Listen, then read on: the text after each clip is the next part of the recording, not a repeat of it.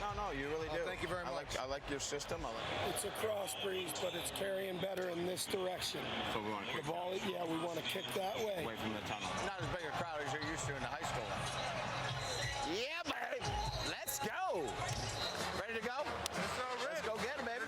Let's go. Let's go, big guy. Go make some plays. Mike. Hey, how you doing? Good to meet you, man. Yeah, great to see you. We always pass by. Cut him in, 2, 1, 2. Let's go. Let's go have some fun. Let's do it. Let's go get him.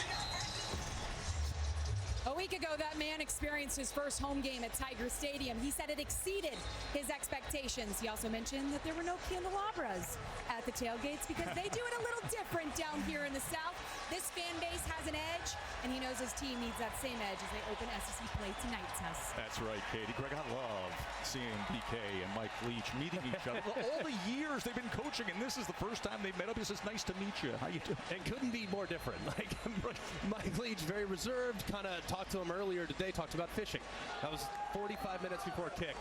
And Brian Kelly's talking about all the different angles that he's trying to get his team prepared. Just two very different personalities. Guys do it their own way, but both have found remarkable success throughout the course of very storied careers. I talked fishing with you. We spent a half an hour discussing rugby with Katie before the game. LSU won the toss. They elect to receive. So it'll be Ben Raybon kicking off to Javen Nicholas, who has been clocked at 21.5 miles per hour on the GPS. But will he get the chance? No chance halfway into the end zone, so that will bring out the quarterback, Jaden Daniels, of course, the transfer from Arizona State.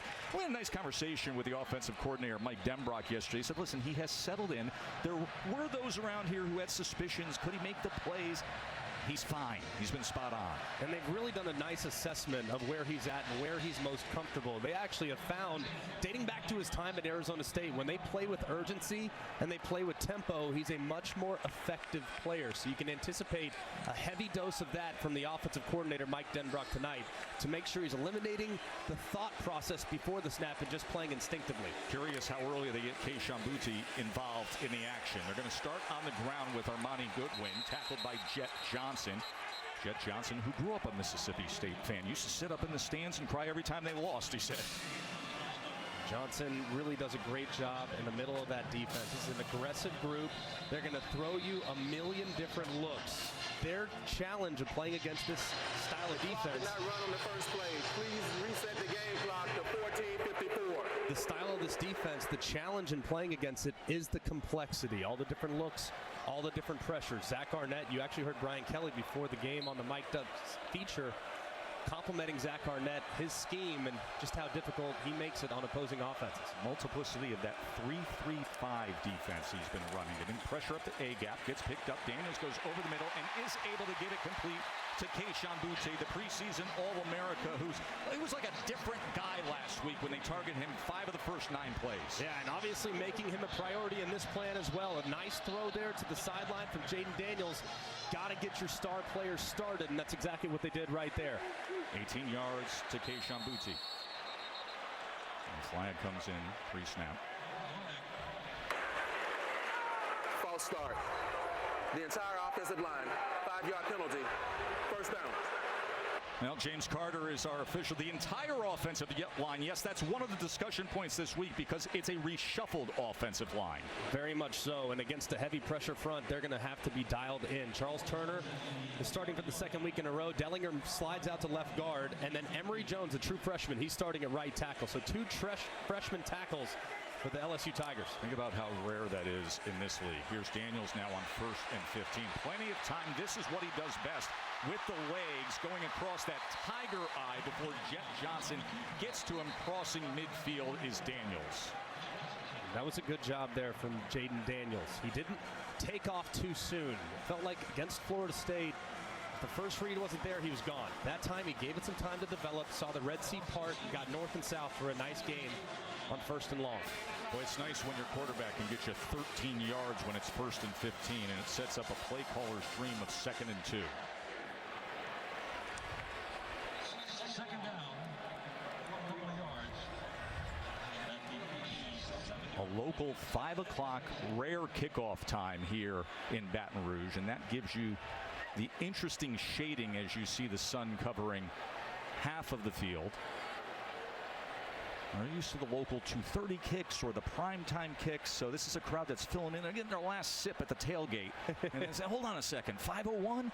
Let me take one more spoonful of jambalaya and a little sip of an adult refreshment. Amongst other things, yes. Yes. No, trust me, they started yesterday early morning. That's the second time that we've had a clock issue early on here at Tiger Stadium. I like the start from LSU's offense. Here's second and short. Might try to throw it over their heads. See if you can catch those safeties sleeping. Instead, he will give to Goodwin, and Goodwin is going to have the line to gain. Tackled by Tyrus Wheat. Jaden Daniels, the quarterback, has led LSU on touchdown drives now on 8 straight possessions. Last 3 against Florida State. Of course, that 99-yard drive. And then last week he played just the first quarter against Southern, and he was absolutely flawless against the overmatched opponent there.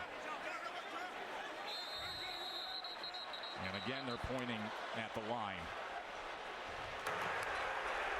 False start. Offense, number 72. 5-yard penalty. First down. Remember, week 1, we had a starting offensive line that now only has 1 player in the same position for LSU. And you can see, of course, too, freshman. That's not redshirt. We're talking true freshmen. Guys playing high school football a year ago. Difficult task to go against some guys that are 23, 24 years old for this Mississippi State defensive front. The second time it's already been a 1st and 15 for the Tigers tonight. Pressure picked up again. Tried to check it down to Goodwin, but it goes incomplete. A big part of Jaden Daniels' progression in this offense is understanding where all of his targets are and making sure they're all on the same page. A couple throws occasionally in week 1, a little off the mark. Right there, a little off the mark, not on the same page with his back. Brian Kelly told us when he did sit in the pocket against Florida State, showed some patience, things were there. 2nd and 15, going to take a shot downfield, and that's well beyond Keishawn Booty.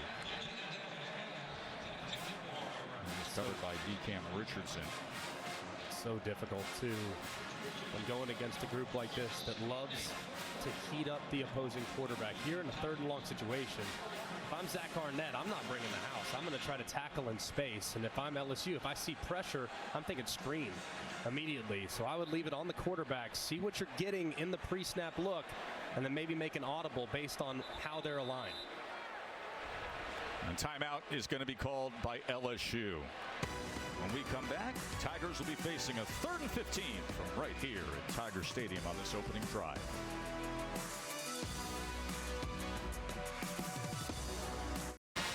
We're back in Death Valley. Every athlete at some point has to deal with not playing well. Luckily for Keishawn Booty, it hasn't happened all that often. But after the FSU loss, social media was vicious. He went dark. There was no internal friction. He just needed time and someone to help him through it. Who better than Brian Kelly? He said, take it from me. Ignorance is bliss. Avoid the noise. Go enjoy yourself on that field. Don't have your phone next to you 24/7. You'll be consumed by it. As coaches, we've got you. Just go play. I think we could all use that advice sometimes, Kiki. 3rd and 15. Let's see if they go to number 7 here. Josh Williams comes in as the running back. He's in for pass protection, which he gives here to Jaden Daniels. They're going to go shallow underneath, and it's incomplete. It was thrown to the inside and a little low for Jack Besh.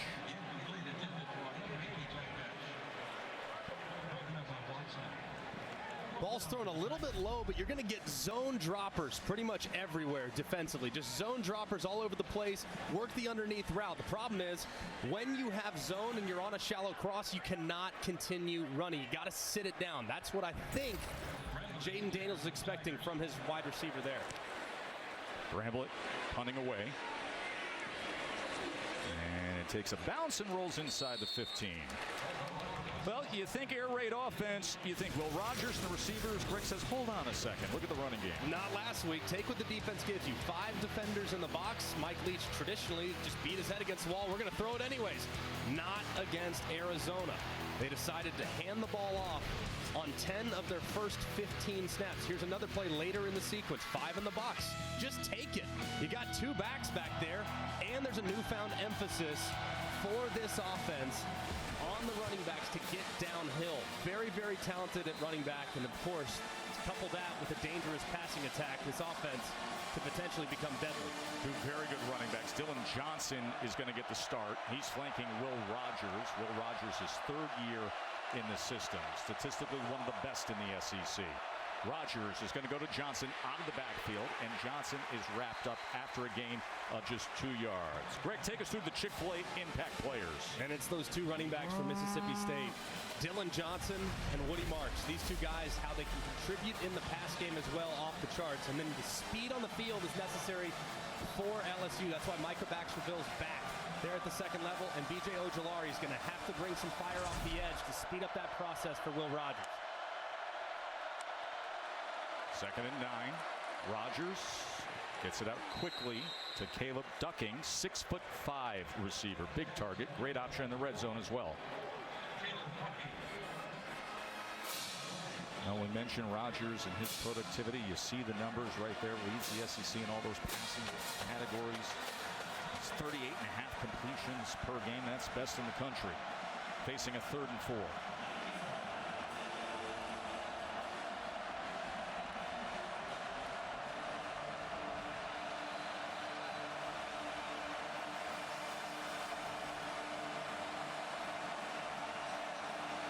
Little confusion as Johnson asked Rogers, then Rogers went to the line. Play clock down to 1.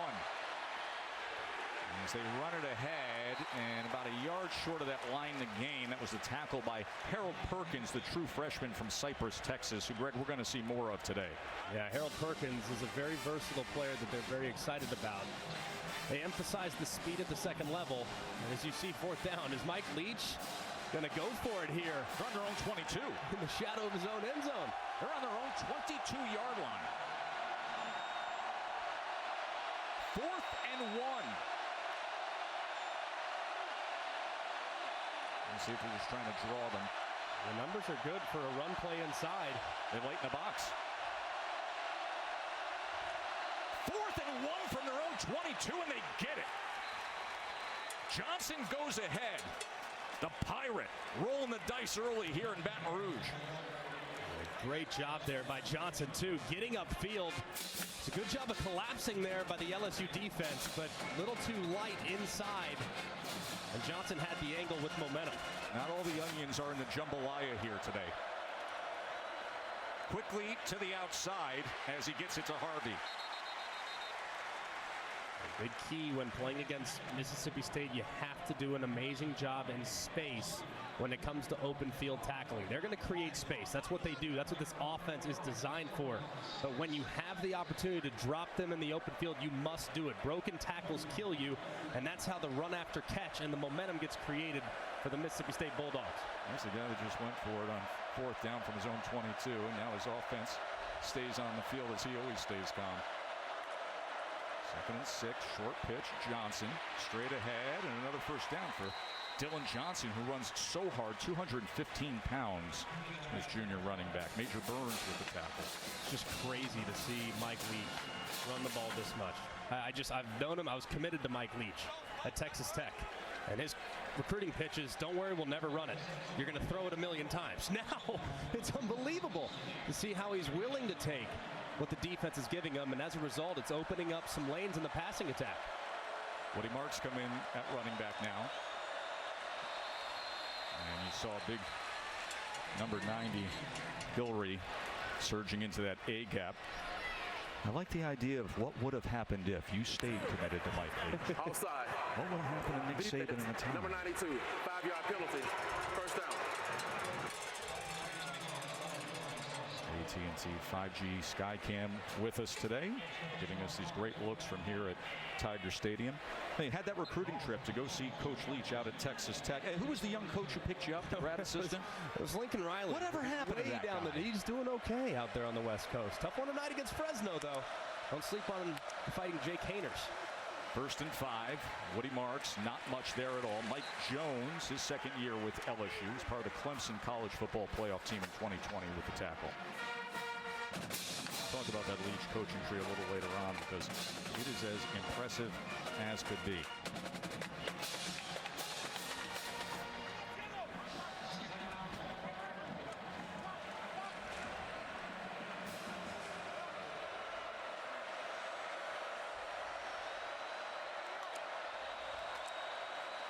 Here's Rogers on 2nd and 4. Oh, and look at that beauty to Ra Thomas, and another first down for Hail State.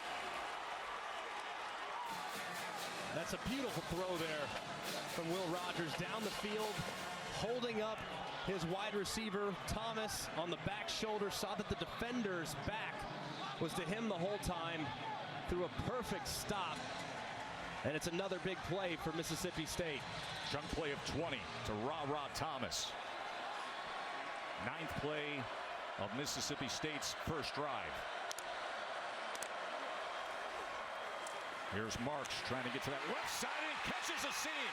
Woody Marks is gone. Touchdown State. 37 yards for Woody Marks.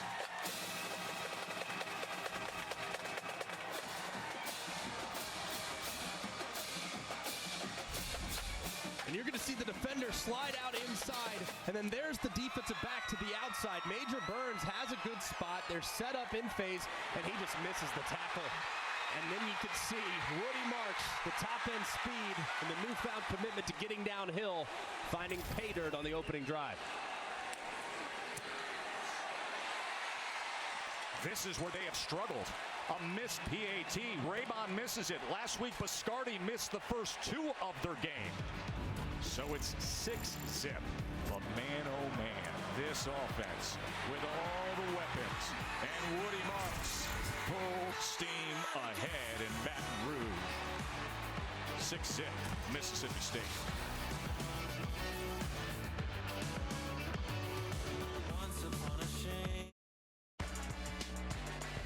ESPN College Football Primetime is presented by Subway. Try the all-new Subway Series menu. Your pick of 12 irresistible subs.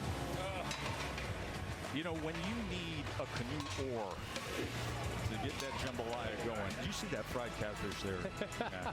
By the way, you took down pounds. Yes. Pounds of fried seafood. I gave it a run. I sent it at lunch. Had to do it. How about what they call your order at Power Rangers yesterday? The whole shebang? The whole shebang. It's like everything you could fry that came out of water was on that platter. Plus gumbo and dirty rice. That's right. Yeah.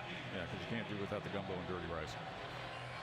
Woody Marks with a 37-yard touchdown moments ago. We got a knuckler of a kickoff that's fielded awkwardly at the 2-yard line by Nicholas. And with that, the coverage team has plenty of time to get to him just short of the 20-yard line.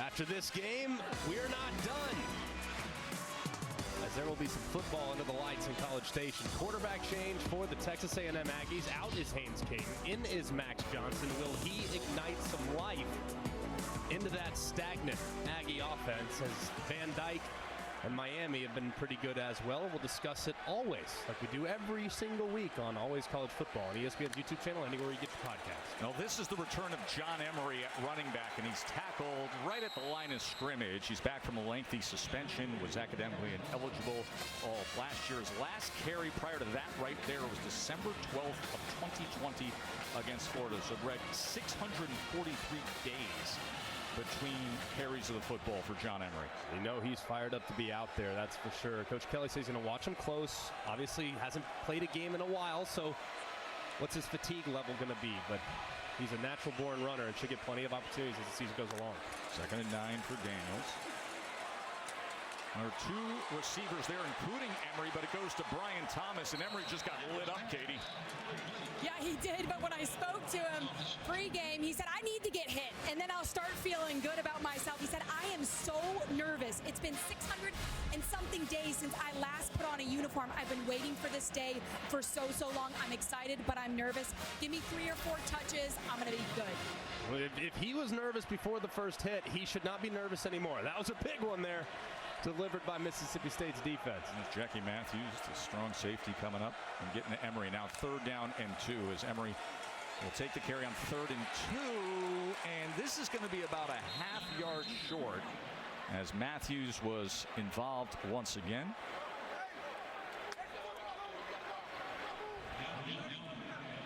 Obviously, Mike Leach went for it in the shadow of his own goalpost. Looks as though LSU is going to go with the exact same thing. I can't say I blame him, too. Challenge the offensive line. Hand it off. See if you can't push the pile for a first down. So we had Leach go for it from his own 22, and now Brian Kelly's going from it from his own 29 with a completely reshuffled offensive line. And we got a lot of finger pointing this. Cameron Young is right in the middle for Mississippi State, opposite Charles Turner, the new starting center. False start. Offense number 69. 5-yard penalty. 4th down. And that's the third time that's happened tonight, and that'll send the punt team out there. So Charles Turner is now the starting center. Garrett Dellinger had that job, but he had snapping issues against Florida State. And they feel that Turner is sharp, gives him good communication, a little more reliable, even though Dellinger is the bigger, more physical body and better overall athlete. So Bramlett on to punt away. Thomas back to receive.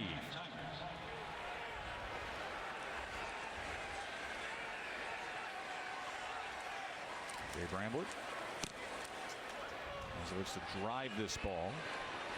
Thomas will field it near the 30 and gets past the first two and has a good return here as he crosses midfield, and Xavion Thomas, the true freshman, will set up Mississippi State from there.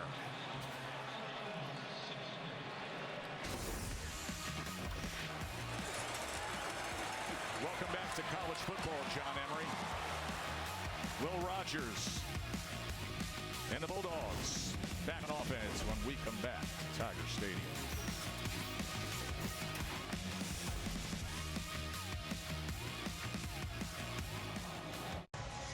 Tiger Stadium field fully in the shadow now.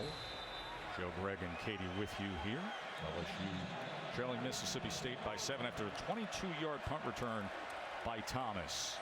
And quickly, this is Harvey, and a loss of 1, tackle made by Jay Ward. And the only reason they're on offense right now is because that guy right there, that is Emory Jones. He is a true freshman right tackle, 6'6", 335.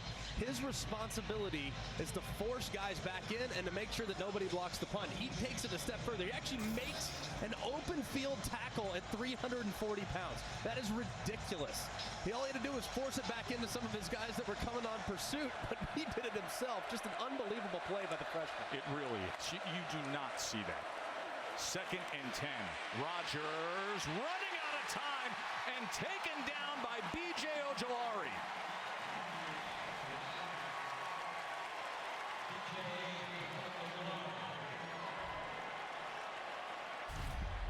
And just overload pressure right here from LSU coming from the field. And eventually, the coverage downfield really, really good.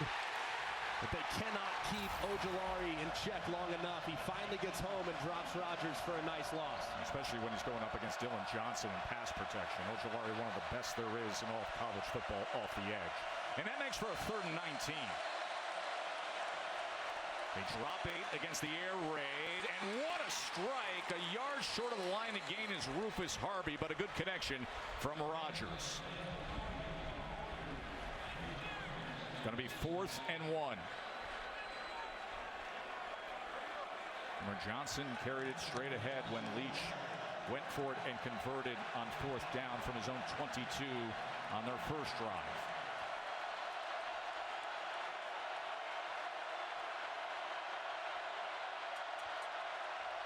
Yard completion to Harvey, and now Johnson doesn't get it. Tackled for a loss. Burns was involved, as was Wingo. Great surge in the middle from LSU. Major Burns a little slow to get up.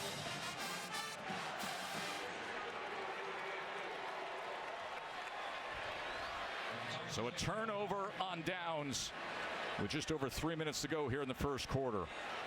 We showed you earlier the success that Mississippi State was having offensively working against light boxes. This is not a light box. You got guys coming from all over the place in an obvious short yard situation. You only have 5 blockers and 7 guys that are penetrating. And Burns slides in there off the edge and drops Johnson in the backfield. Also a nice play there too. Looked like Mike Jones was coming in as well around. Just, you can't run it into a look like that. It's all out against the run. 7 against 5.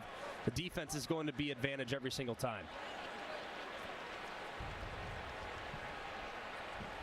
So Mike Leach has gone for it 2 times on 4th down. Turns the ball over there as Burns is helped back to his feet. They consider him really their top communicator in the back end. Guy who really helps out this defense in so many ways.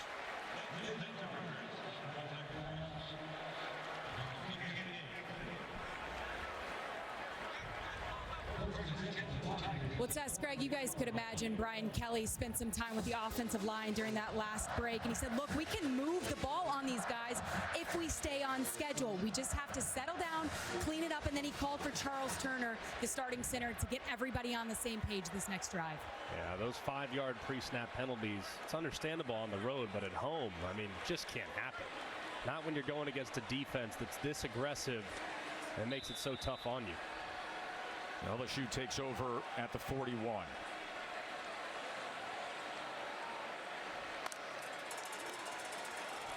And Goodwin can't go anywhere at all. That was Randy Charlton with the tackle.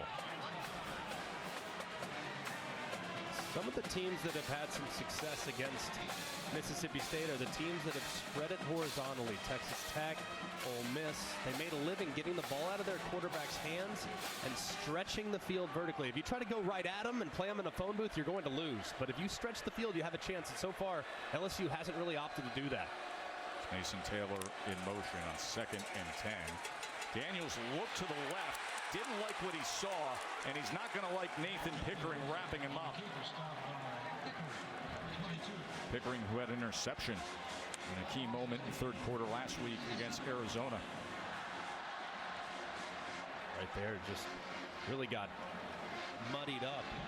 As you see Mike Denbrock, the offensive coordinator, coming down from Cincinnati. They did a great job developing Desmond Ridder into an NFL player. Daniels has all the tools, but just doesn't have the consistency at this point of his development. Denbrock has experience with Brian Kelly before. 7 years on the staff at Notre Dame prior to the time with Luke Fickell in Cincinnati. 3rd and 14. Daniels going to try to do it with his legs. Had no chance at all. Tyrus Wheat and Buki Watson were waiting on him.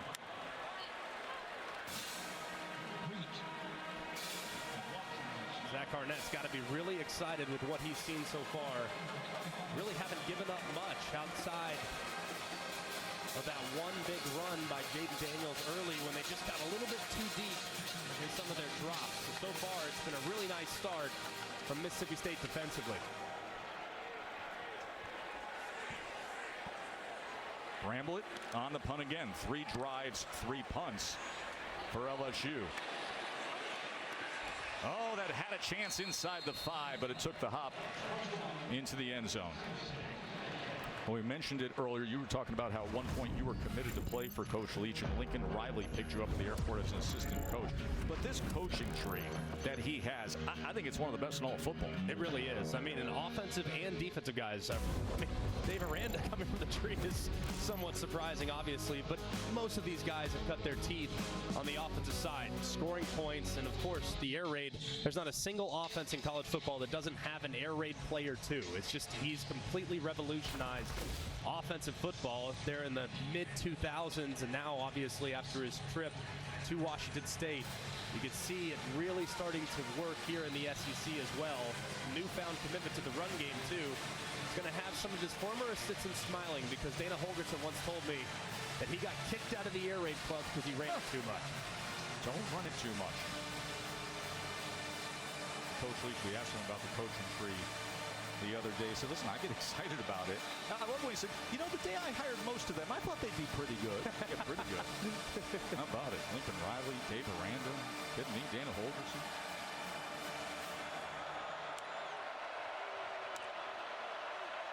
Rogers, as he gets it quickly to Calvin.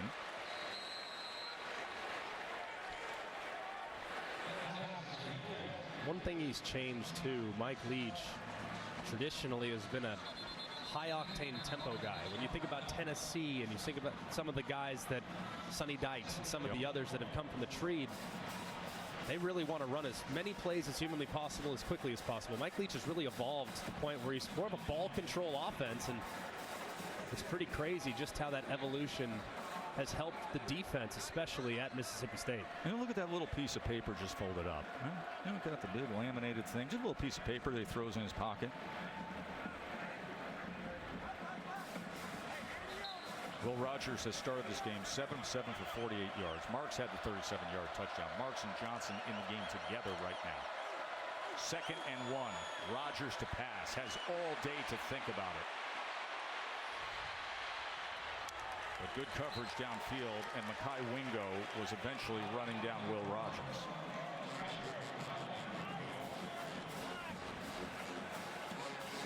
Be interesting here on short yardage situation. The last couple attempts, Mike Leach has opted to hand the football off, even though LSU started to stack defenders close to the line of scrimmage. So now let's see how many defenders are in there, and if Mike Leach opts to throw it on a 3rd and short situation. Looks like there's going to be 6 defenders in the box for LSU. 3rd down and 1. Rogers inside screen and tackled right at the line of scrimmage. That was well defensed that time by Jay Ward. Tulu Griffin just couldn't get that engine revving. He had no room as Jay Ward was quick to get to him. Just a great job of closing in there by the LSU defense. It's Mike Leach. Offense on the ball yet again. Final seconds here of this first quarter as the offense stays out there on 4th and 1, and we're going to have triple zeros to end this first quarter.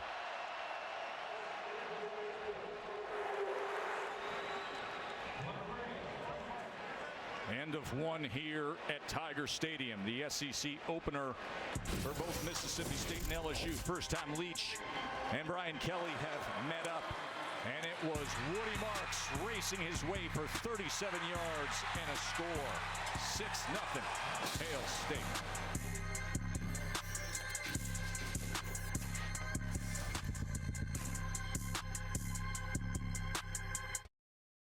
You're watching the SEC on ESPN. Mike the Tiger chilling out on a hot day here in Baton Rouge. We've been hot with 4th downs. Leach is going to try it again. 3rd time he's gone for it on 4th and short. This from his own 29-yard line. Made one, turned it over once. A lot of guys up near the line of scrimmage for LSU. This would indicate throw to me, based on some of the room you have to potentially get a completion. A 4th and 1 to start the second quarter, and again there's nothing there. 2 straight times a turnover on downs as Big Mekhi Wingo says, not here, not today, not again. LSU football.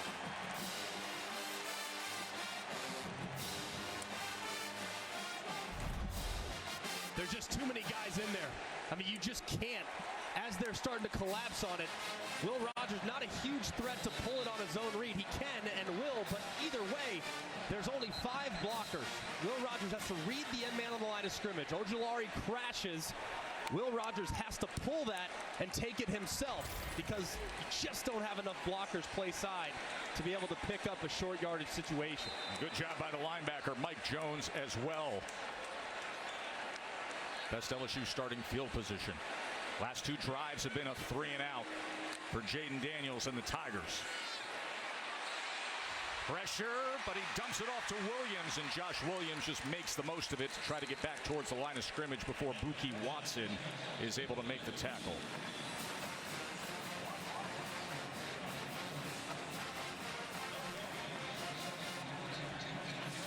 Protection there is awful for Williams. He finds himself on the receiving end because he just completely whiffed on a blitzer. 2nd and 10. Fumbles the ball, does Daniels, and it's still loose, and Mississippi State has it. Mesh point was awkward. Daniels tried to secure it, and instead, Tyrus Wheat is wrapped around it.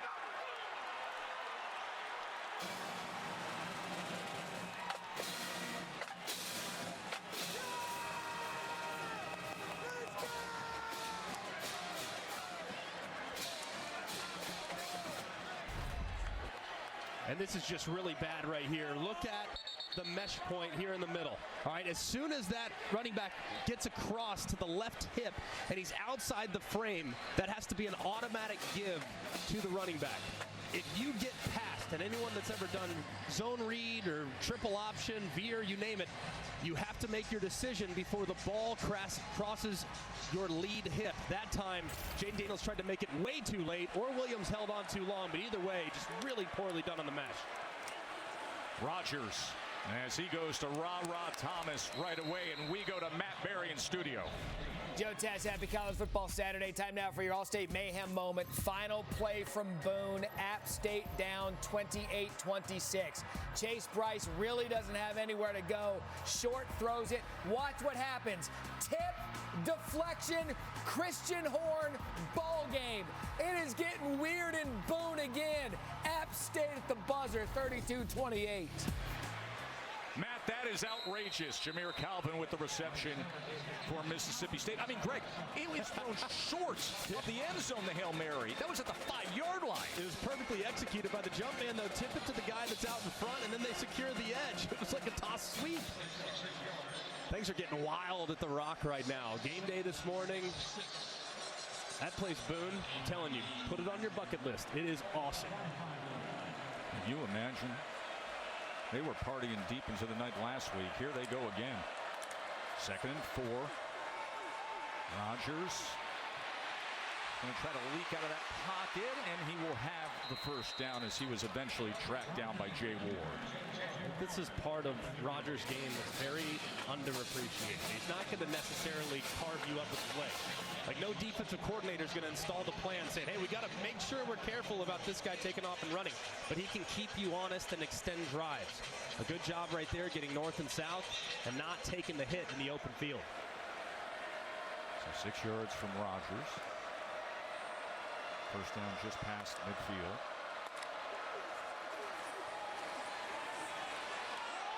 That is well overthrown. The intended target was Ra Thomas. Thomas already with 30 yards receiving in this first half. Tell you what I love most about Will Rogers is anticipation. The way he gets the ball out of his hand before the receiver even makes his break. Look at the ball's released right here. The receiver's 3 yards away from making this break on a speed out. It's thrown perfectly on time to a spot. He does it time and time and time again. I don't know how you cover it when you throw with that kind of anticipation. That's what makes him really special in this offense. He's 10 of 12 passing so far tonight. And it's interesting when you talk to the coaches, when you talk to players, everybody around the program, their view on Will Rogers. 2nd and 10 now. As he extends and ready to get rid of it, and incomplete. But among the coaches, they are absolutely incredulous that he's not talked about as that Tier 1 SEC quarterback, let alone nationally. They're incredulous to the fact of the way that he's discussed, or lack of discussion, among the Tier 1 type players. He's the real deal. He really is. And I think it's an unfair label that gets put on every air raid quarterback. Say, oh, they're a product of the system. Product of the system. Yeah, well, some guys operate the system better than others, and Will Rogers is certainly one of those guys. Well, both teams are 0 for 3 on 3rd down. Let's see what Will Rogers looks like on a 3rd and 10.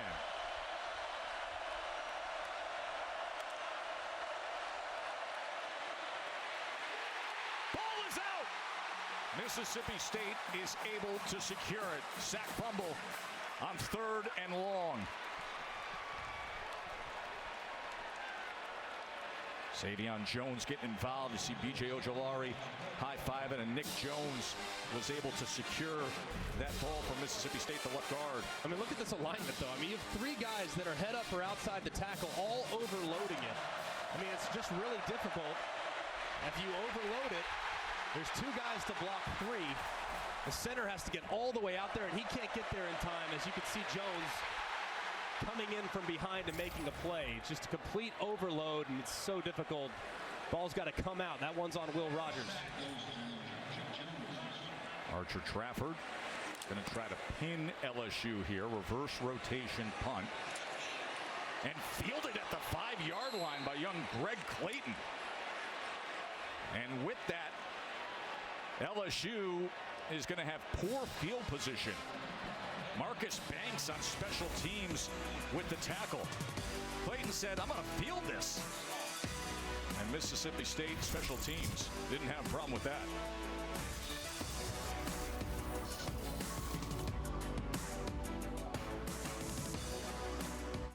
Beautiful afternoon here at Tiger Stadium. Reminder, Sunday night baseball, Dodgers, Giants. Coverage begins at 6 o'clock with baseball tonight. Sunday night countdown. Just 6-zip here in Baton Rouge, Mississippi State.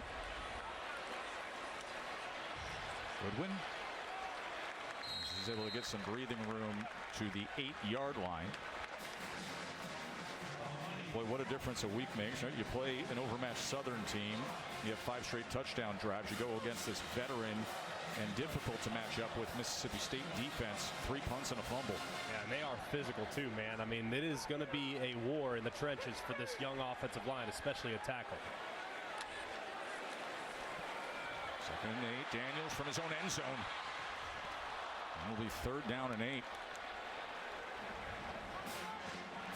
Mississippi State, Zach Arnett, defensive coordinator. Greg, they get a stop here and put their team in prime position.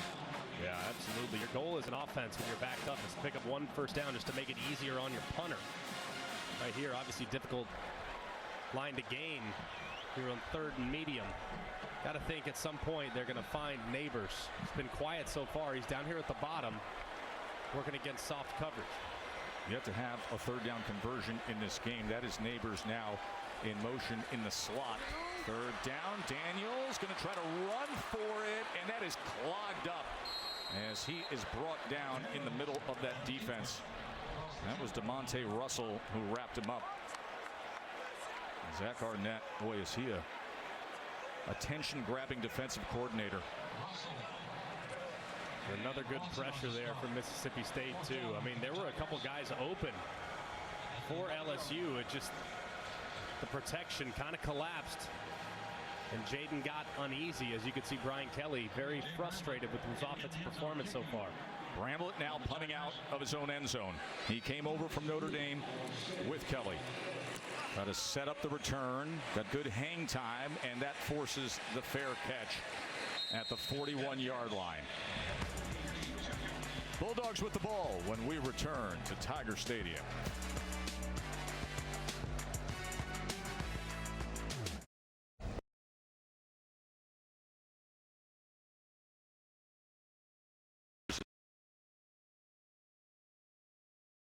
Enjoy it with the advanced safety features of a Lexus ES.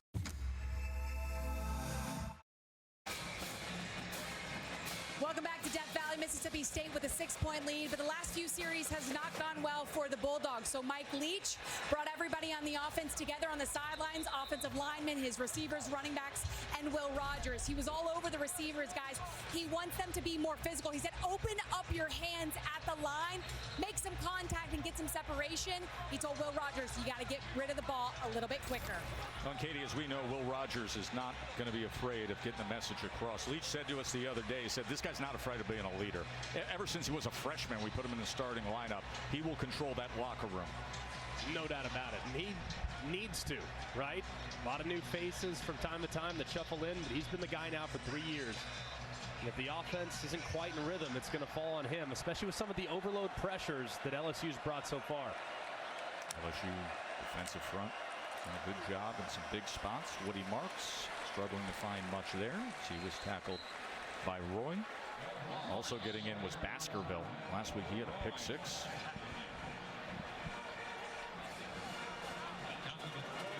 We didn't see Baskerville week 1 against Florida State. He gives him a little more speed at the linebacker position.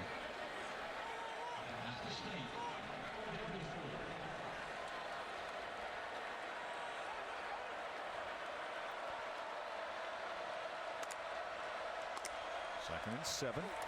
4-man rush. Rogers gets it out quickly, and he does so to Ducking. What's up, Matt? All right, guys, top of the hour. I want to give you some network traffic going on. A lot of booth hits right now for these 7 p.m. games. If you want to know who the announcing crews are, there you go. Plus, Wake Forest and Liberty on ACC Network.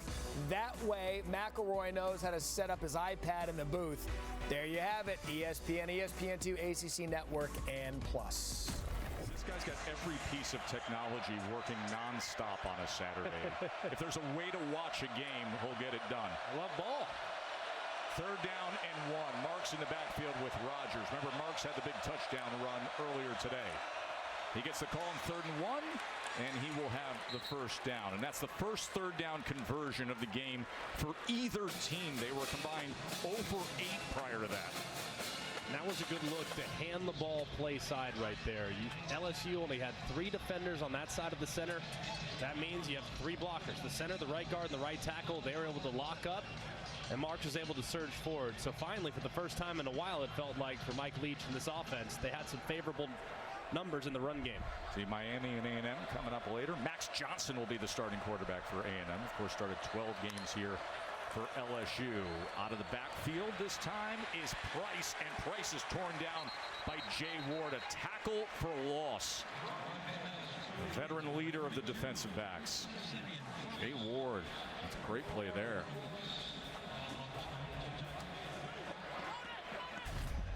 Just a good job of rallying here.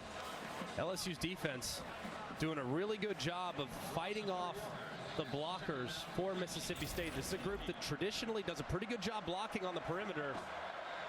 LSU's been a step quicker than the Mississippi State wide receivers as they've tried to lock up and block downfield. 2nd and 13. Rodgers taken down again. Harold Perkins, the true freshman, and that's exactly what they want to see out of him. He has impressed the coaches right away. 3rd sack for LSU, Greg. And this is a thing of beauty. You get Perkins, an excellent pass rusher, one-on-one against the undersized Woody Marks. Marks whiffs, and Perkins is able to get around and drop Rodgers for a big sack. Just a great job of drawing up that twist game in the middle and creating a favorable matchup for the LSU Tigers.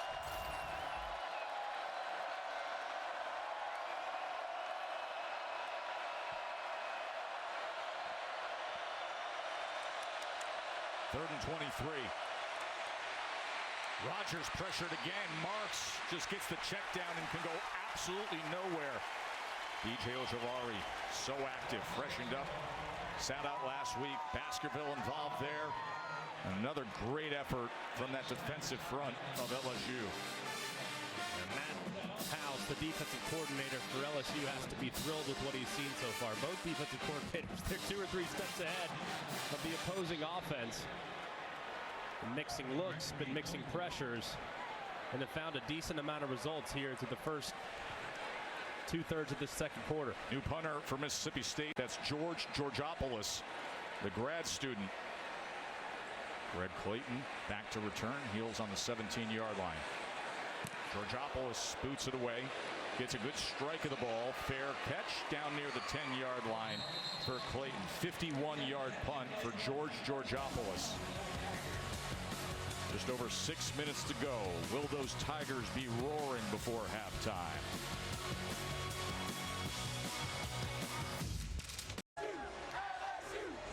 It's the Taco Bell Live Más student section. Student sections across the country competing to be the Live Más student section of the year all season long.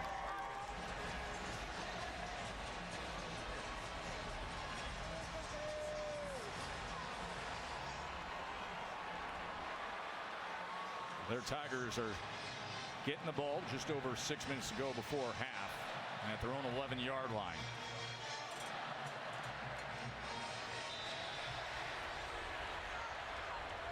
Jaden Daniels just 3 completions so far in this first half as he gives to Emery. And Emery, as we told you, his first game in over 600 days. And he goes ahead for 3 yards, tackled by Green. I think it's going to be really important for them to continue to be efficient on first down. So far tonight, LSU's offense has really been out of rhythm. Felt a little bit like the Florida State game, to be honest with you. Didn't get much of a rhythm there until the 3rd quarter. Remember, entirely new offensive line. Emery swings around, takes the pass, lowers the shoulder, and kept his balance for a first down. Jackie Matthews with the tackle for Mississippi State, but a good play from John Emery. And this is the key against Mississippi State. If you want to go right at them, they welcome that challenge. If you want to play them in a phone booth, Mississippi State will say, bring it on, and you better bring some knuckles because we're going to have a fist fight. But if you make them play in space on the perimeter, those are the way teams have taken advantage of this defense dating back to last year. Emery's going to get more work, just a couple of yards there. Remember, one of the big storylines tonight, we talked to Mike Denbrock and Brian Kelly, said offensive line is what drives us. That's the #1 focus. But this is a different line than we saw week 1 against Florida State. Only Will Campbell, the true freshman left tackle, remains in the same position. And they're without maybe their best offensive lineman, Anthony Bradford, the right guard. It's a coach's decision, so potentially missing him big tonight as well. Daniels on 2nd and 9. They go with the screen. Booty. And he only gets about 1.5 yards.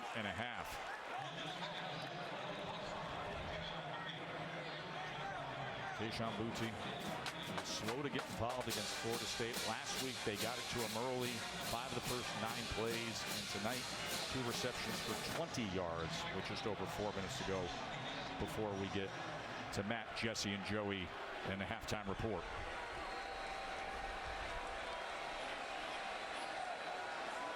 Third down and 9, empty look for Daniels. Just a 4-man rush. Good coverage downfield. Daniels can't get away. Tripped up by Tyrus Wheat, excuse me, who had the fumble recovery earlier. Zach Arnett and that defense doing their job again. They are 0 for 5 on 3rd down, Greg, as LSU. Yeah, and they're going to see a guy come out here in just a minute and come around into the right. Watch this. This is just right here. I mean, wide open. And Jaden Daniels doesn't see him.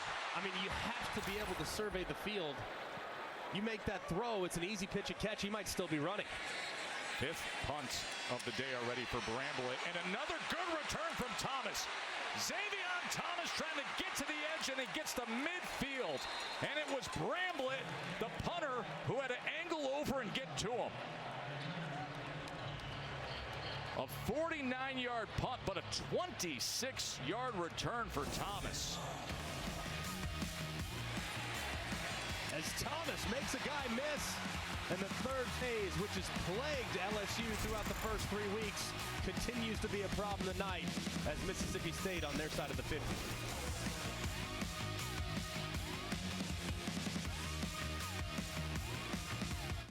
I'm Matt Barry. Coming up in the Mercedes-Benz halftime report, you have to see the Appalachian State finish again. What a season they have. Remarkable finish, historic. We'll show you highlights in Boone coming up. Plus, it appears Georgia's Georgia again, which is bad news for everybody else. And Oklahoma just stomps Nebraska. Jesse Palmer, Joey Galloway join me coming up. I mean, Georgia's just silly. By the way, Dylan Johnson chunking it up here. Big run off right tackle for Dylan Johnson. As Mississippi State started that drive in LSU territory, and now Johnson goes for 35 yards. And this is just a great job by the right tackle. They're pinning, that's Cameron Jones, pinning the defensive end inside. You get the right guard looping out around, that's Cole Smith. Just a great job executing the pin and pull right there. Similar play to what they scored on earlier. And after they'd run it up inside several times in a row without a ton of success, they find a little bit of room on the perimeter. And I think this LSU defensive front has been excellent. And then just 2 run plays to the edge that's gotten the best of them. And now Rodgers to the end zone, and it's incomplete, looking for ducking. He's their target in the red zone. 6'5", had 2 touchdown catches last week at Arizona.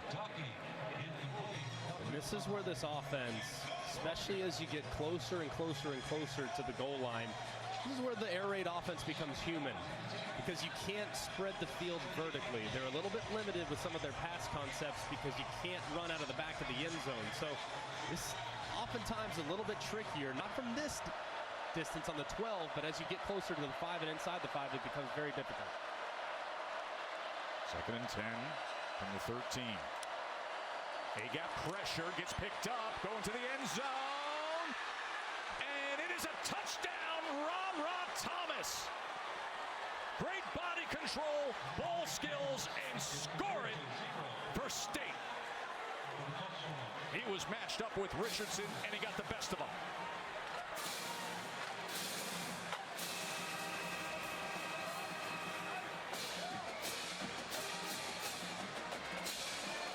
Rogers to Thomas.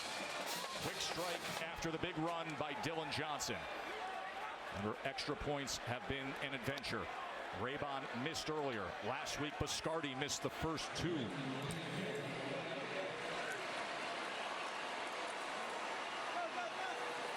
Wobbly snap, but Raybon puts it right through.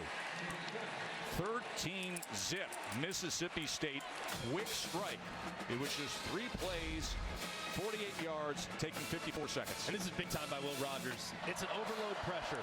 He has an unblocked defender. That's Greg Brooks, number 3, in his face. He knows that he's got to get rid of the football before Greg Brooks arrives. He throws it up and allows Thomas to go up and high point the football. And as you can see, the defender unable, Colby Richardson, unable to locate where the ball was.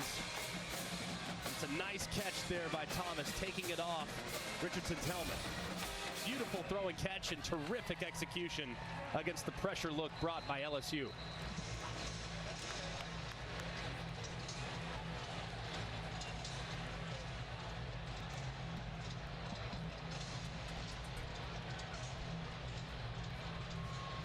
Brian Kelly, his first SEC game.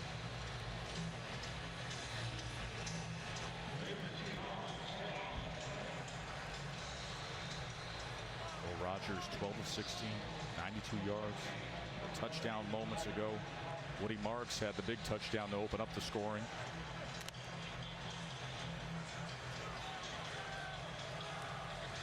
Field position game worked out well for Mississippi State. Where they started that drive in LSU territory. They got the big run, and then they cashed in. Hey, Monday Night Football, we have 2 NFL games on 2 different networks. You got the Titans and Bills at 7:15 on ESPN. And then it's Vikings, Eagles, 8:30 on ABC, and that's also available on ESPN+.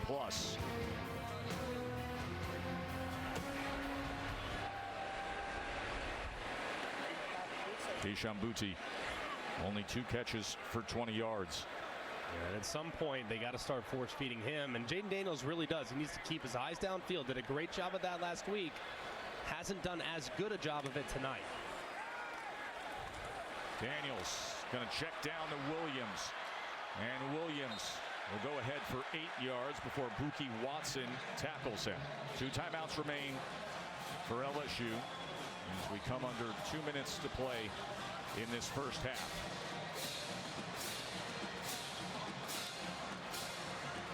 Second and 2. Daniels, as he's going to get to the edge and run for the first down and make it out past the 45-yard line. There may have been a face mask on that previous play, Greg. Yeah, as you can see, as he's getting dragged to the ground, here's Williams. Watch the right hand of the defender right there. I mean, clear as day. Very fortunate there as Watson clearly grabbed it. Should have been called. First down after the 13-yard run by Daniels, and he goes to Williams again, and Williams spins his way to the 49-yard line. He was in the grasp of DeCamp Richardson. This is where Jaden Daniels has really been at his best. When they're in tempo and when they're not overanalyzing things in the pre-snap, that's when he's been his most efficient as a player. Second and 7. Daniels is going to run again. He'll have the first down again, and he's inside the 40. Of course, the 99-yard drive against Florida State week 1, just finding that rhythm, a little bit of tempo. Absolutely, but as he escapes, man, these Mississippi State defenders, they've been told all week, hey, man, this guy wants to run. This guy wants to run. If he keeps his eyes downfield, he's going to catch a guy wide open. And there have been several tonight that as he scrambles, man, eyes downfield and launch a moonshot. Quickly just hooking it up to Malik Neighbors, and Neighbors will have it at the 27-yard line as he goes ahead for 8 yards. Jaden Daniels trying to get something going here before the half.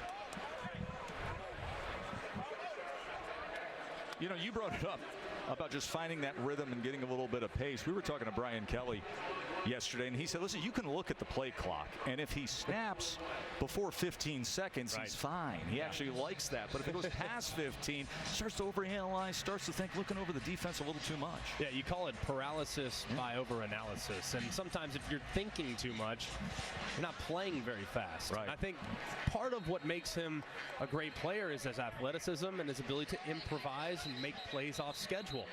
What I'd like for him to advance with is as he's making those moves and as he's running and threatening the line of scrimmage, as he escapes as a capable runner, keep it in a passing posture. Keep the ball in a position where you can still throw the football, because when you execute the scramble drills, that's when big plays happen, and they've left a few plays on the field tonight with guys open downfield, and he just hasn't seen them. 61 seconds until halftime. One timeout remaining for LSU. 2nd and 2. Daniels. A little bit of pressure. Gets out to the right. He's going to run again. He's had a lot of success with the legs, and he's inside the 10 for a 1st and goal LSU with 52 seconds before half. And a good job this time. He feels the pocket, steps up. They have a spy against him, but he's just too fast. As you can see, he's hit 22 miles an hour on the catapult system, so he's a guy that can really get out and stretch it in the open field. That time the spy from Mississippi State not fast enough to track down Daniels. 1st and goal. Daniels looks left, goes inside, driving to the goal line, and in is Jeray Jenkins. Just what they needed.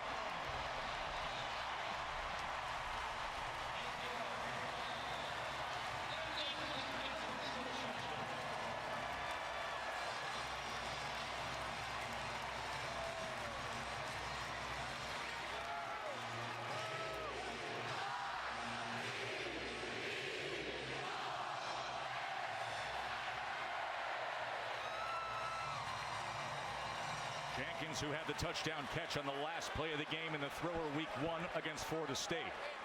Then came out this group. Damian Ramos. You know what happened there. But they have changed up the production on extra point and field goal. And with that, Ramos has been solid. That was a good-looking drive for LSU, Greg. 7 plays, 75 yards. Jaden Daniels converting with his legs and then going to Jenkins. Yeah, and a great throw here. I mean, look how quickly the ball gets out of Jaden Daniels' hands. Jenkins catches it. Just get it to your guys in space. As much has been made about this wide receiver core, how deep they are, how talented they are, how it might be the best position group at wide receiver in the SEC. Now, they had moments in the first couple weeks, but man, when you're going down the list and you got Booty and Jeray Jenkins, who always seems to make big plays and big moments, Jack Besh, Malik Neighbors, just get it to them in space and let great things happen. Just perfectly executed in the 2-minute drill, as you see the offensive coordinator Mike Denbrock thrilled with the execution with a little bit of tempo on their side. Well, and BK nailed it when it comes to Daniels, right? In terms of when he snaps, play clock, all of it, finding that comfort zone. Sometimes just when it happens faster, you don't have time to think about it. That's right. You just react and go be a playmaker. It's exactly what he did on that drive.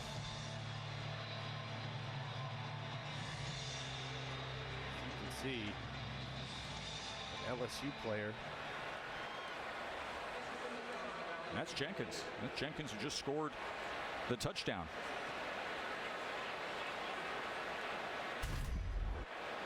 Jeray Jenkins, he was limping there after that touchdown. Then he just goes down, says, I need to get checked out here. Something's off. You see him kind of shaking his head, able to get to the sideline under his own power. So I think he's earned a little break on the kickoff team, but hopefully he'll be okay. It'll be really nice to get him back in the second half if he's able to go. He's the guy that always, doesn't matter when it is, might not necessarily get talked about as much as the others, but he's always in position to make a huge play for this offense. Almost drills this out of the back of the end zone. Fighting Spirit is brought to you by Modelo, and Jaden Daniels showed some fighting spirit on that last drive. Yeah, he did. Played with great rhythm, too. I mean, here he is, escaping the pocket. Had guys downfield, but he decides to take it himself. No problem. Get north and south to protect your body. Another situation here. This time, Mississippi State kind of loses track of where he's at. and he's able to beat Charlton around the corner, and then getting the ball out of his hands quickly. I love seeing this from Jaden Daniels. He needs to continue to grow in that regard. Don't need to hold it forever. Just get rid of the ball, get it to your wide receivers, and see what they can do after the catch. So just really a nicely executed drive there from LSU's offense right down the field. Give some life to this crowd. One of the first LSU 6 drives were 5 punts and a fumble. They needed that. They got it. Rogers gets it out quickly and gets it complete to Ducking. Mississippi State has 3 timeouts remaining. 41 seconds to work here. 16 yards to Ducking. They're out to the 41-yard line. Big thing here if you're Rogers, even though you have the timeouts, the ball's got to come out very quickly. Anticipate. We've already talked about that being one of his biggest strengths. Cannot take a sack, cannot have negative plays in a 2-minute operation under a minute. LSU has 3 sacks of Will Rogers in this first half. And you can see the finger pointing from Johnson at left tackle as Allegade tried to get back.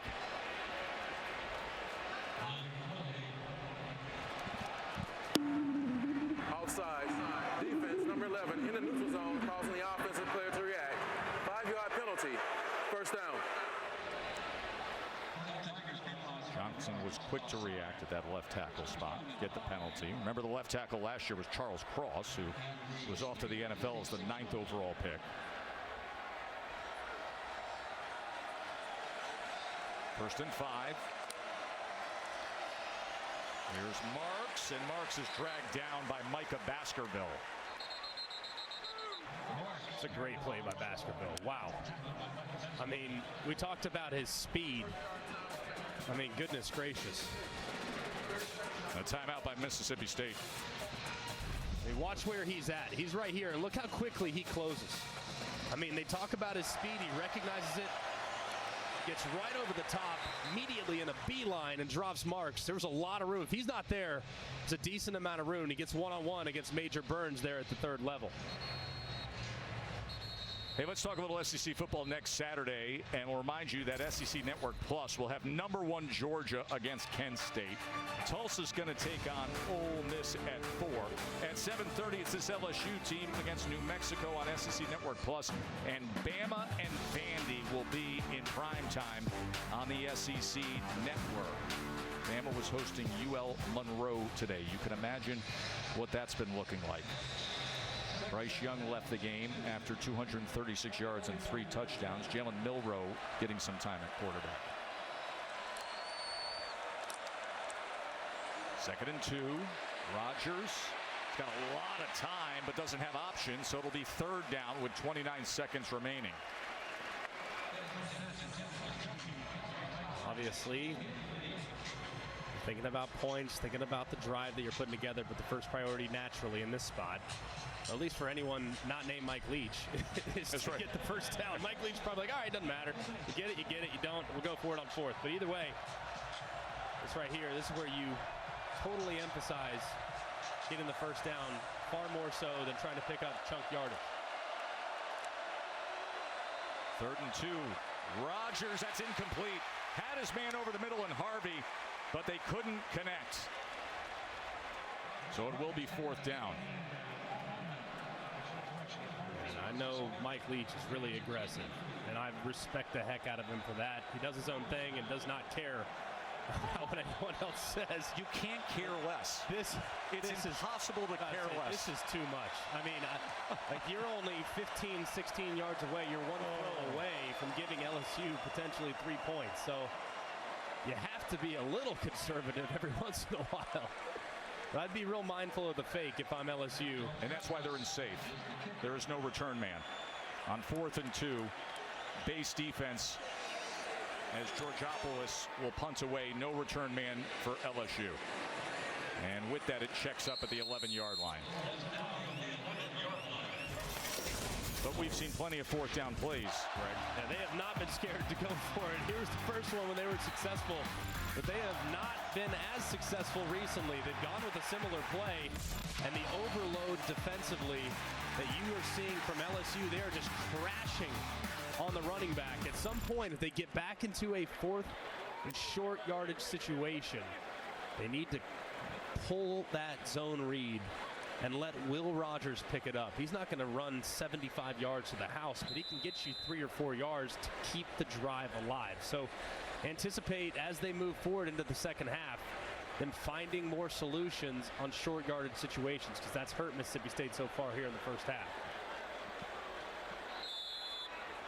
And Woody Marks went for that 37-yard touchdown. Rogers went to Ra Thomas. And then Daniels with the quick work with a little bit of tempo to get the Tigers on the board. Here's Katie with Coach. Coach Kelly, your quarterback took matters into his own hands to get onto the scoreboard. What do you need to see from your offense in the next half? Well, we had too many penalties in the first quarter. We had 4, penalties. Turned the football over. It was not really good execution, and they responded, though, with a great drive at the end of the half.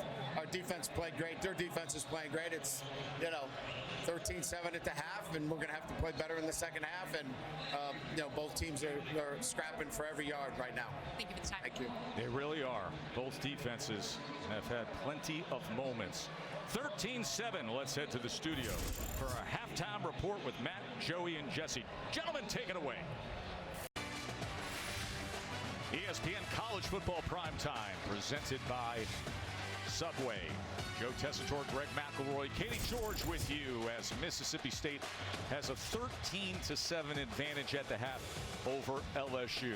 Matt House, Zach Arnett. Those are the 2 defensive coordinators in this game. I think both guys have been sharp tonight. Yeah, understatement. Yeah. I mean, they have mixed looks. They've mixed pressures. Both quarterbacks have had their moments. Both offenses, frankly, have had their moments. But for the most part, man, the defense has been a step or 2 ahead all night long. Neither quarterback at any point felt like they were in a great rhythm, with the exception of Will Rogers at the very beginning. And then in the end, when Jaden Daniels started to get going. Yeah, Jaden Daniels brought them down the field quickly and then went to Dre Jenkins for an 8-yard touchdown. That made it 13-7. Remember, LSU took the ball to start the game after winning the toss, so Mississippi State will start this second half with the ball. And this is so nice from Will Rogers. He is so dialed in when he anticipates these throws. Like right here, the defender is on top and the wide receiver looks back so he can locate the football. The defender cannot. Where do you throw it? Right behind his ear. Just a thing of beauty. Similar on the touchdown. Overload pressure. Have an unblocked defender, Greg Brooks, right in his face. Will Rogers lofts it with enough air to allow Ra Thomas to reel it in there for the touchdown. So he's been very good with anticipating his throws. It's going to be difficult for him to continue some of that momentum because it felt like this LSU pass rush is starting to come alive. Ra Thomas with that touchdown, one of his 3 catches so far tonight. Rogers gets it out quickly and gets it complete for a first down as he goes to Jaden Wally. Well, Greg Rogers told me it takes a lot of trust and familiarity with your receivers. You got to know where guys are going and when they're going to get there. He's worked hard at establishing both of those things. He said it was unnerving early on. I mean, Greg, just how hard is it to get there as a young quarterback trying to develop? Oh, and this offense, too. I mean, it's so much about feel and rhythm and understanding and being able to get through your progressions. After the 11-yard completion, first down, Rogers play action, coming back for the ball, but unable to secure it, was ducking. And I think when you look back at what Mike Leach has done traditionally, back to Texas Tech, you're in the system for 2 or 3 years. For a while there, he was starting 5th-year seniors. Sonny Cumbie, who's now the head coach at Louisiana Tech, B.J. Simmons. I mean, Cliff Kingsbury was there for 3, and Graham Harrell was there for 3. Taylor Potts was there for 2. I mean, they have definitely erred on the side of starting veteran guys. But the fact Will Rogers got the nod as a freshman, look at what he's doing now, really grown within the offense. Leach had never started a true freshman quarterback. Goes to Johnson out of the backfield, and Johnson will get it to the 44-yard line, cut down by Harold Perkins. Even if you go back to Leach's time at Washington State, I mean, Luke Falk, Gardner Minshew was a one-year guy who came over late in his career. So normally it takes time to really get comfortable feeling the space, feeling the rhythm, making sure your feet are talking to you. To be honest with you, even though he's been around for 3 years, still a relatively young player, has plenty of time to continue to grow, and the sky's the limit. There's a big Gardner Minshew connection with Will Rogers. Third down and 2. A lot of pressure, but unable to secure it was Thomas. Thomas should have had it, could have had a big gainer. And it's another 4th down for Mississippi State and Mike Leach. And he's going to send the punt team out there. But you mentioned Minshew. And the backstory on Rodgers, his father, a coach, was the offensive coordinator, same high school with Gardner Minshew. And just a thing of beauty right here, as you're going to see come inside. A couple of guys working to the left, defenders all the way to the left, blown coverage defensively, and the ball is just dropped. Cannot drop that. That's a massive play left on the field by Mississippi State. Archer Trafford on to punt. Holds on to it, allows that coverage unit to get downfield, then sends a knuckler that takes a great bounce for Mississippi State inside the 15. So Eric Mealy, the special teams coordinator, has got to like that. Jaden Daniels really settled in as the game went along. Early on, pressure, didn't do a great job of staying patient in the pocket. Felt guys collapsing all around him, so was quick to escape and hasn't really had many opportunities to find his guys downfield. But as the protection got a little bit better in the 2-minute drive, he started to come alive. And if you talk to Brian Kelly, you talk to the offensive coordinator, Mike Denbrock, this is a young man that plays much better when they're playing fast, when they're playing with tempo, and when they're playing with urgency. Let's see if they start this half playing with the similar urgency that they played with in the 2-minute drill to end the half. Daniels, as he gets it to Goodwin, and Goodwin's going to have a 1st down for LSU. Let's see if they get to the line and create some of that tempo for Daniels. Watch the play clock. Remember, he said, listen, if he snaps it, the earlier he snaps it, the better. There's the play clock right here. Anytime that's snapped under 15 seconds, that's when Daniels has been a little bit more average. Goodwin barrels ahead to the 30-yard line. Remember, the last LSU drive started at their own 13-yard line. Went 87 yards, had a touchdown there. Last time we saw them against Florida State was that Dramatic starter. I think, too, this offensive line, they're going against veteran guys that are 4th year, 5th year players. You got 2 true freshmen at tackle. You can take some of the pressure off them by utilizing tempo as well. 2nd and 7. There's Neighbors, and Neighbors splits defenders and kept his balance. Flag is down, but you see the quick burst by Malik Neighbors. He goes ahead for 17 yards. We'll check on the flag.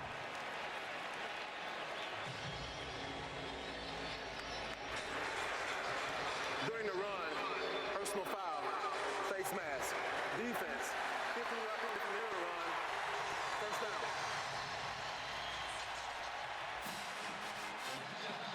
That's the first penalty of the game on Mississippi State.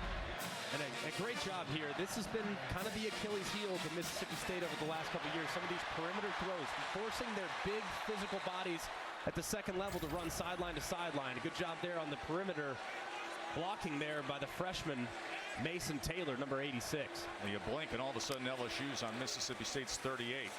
Daniels is going to keep. He's going to shuffle, and he's going to dive ahead for a gain of 9.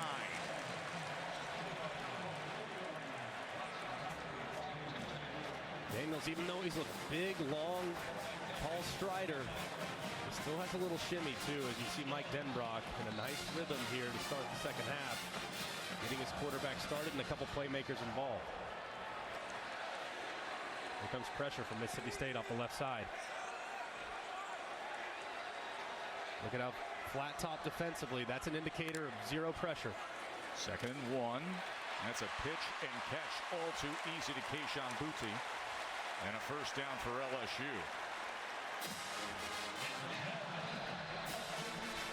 And look at BK saying, let's go. Let's get some tempo. Let's get to the line. Keep this rhythm going. John Emery now in at running back. Off that lengthy suspension. The academic issues. He's anxious to get back in there. Malik Neighbors, number 2 receiver on top, waving to Daniels, saying, look at me, I got this. Instead, they go shallow underneath, but he threw it behind Mason Taylor. Remember what we said about the play clock. If it goes under 15, too much time to think about it. That was one of those scenarios there. Race to the line and then overlook the defense for a long time. And another zone coverage there for Mississippi State. It felt like maybe Taylor, the freshman, should have settled down and kind of sit down there. That's what it looked like Daniels was expecting from him. Instead, Taylor kept running. 2nd and 10. Incomplete, was trying to get to Mason Taylor, the true freshman tight end. It's going to be 3rd and long. It'll be interesting here, as you can see on 3rd down. LSU has had their fair share of troubles tonight. Be interesting to see what Zach Arnett decides to dial up. It's no secret LSU's field goal protection has been challenged at times early in this season. Do they see if they can't come after the quarterback, see if they can't knock him out of field goal range or make the field goal much more difficult? 3rd down and 10. In the red zone for LSU. Can they take advantage? Daniels incomplete, looking for Booty.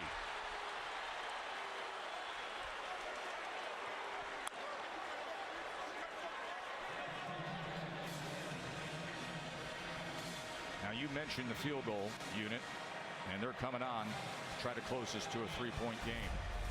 Man, this is here. I mean, he's got Neighbors working around the edge right there. He's wide open in the back of the end zone. He instead decides to go to Booty on the right side. Man, if he sees that safety over the top, Neighbors is the throw, and I think he has a touchdown if he looks in the direction of the sophomore wide receiver. They have a new left side of the line. More veterans in there compared to what happened against Florida State. And with that protection, you're able to get a clean operation, and Ramos puts it through from 35 yards out. And we just have a field goal margin here at Tiger Stadium.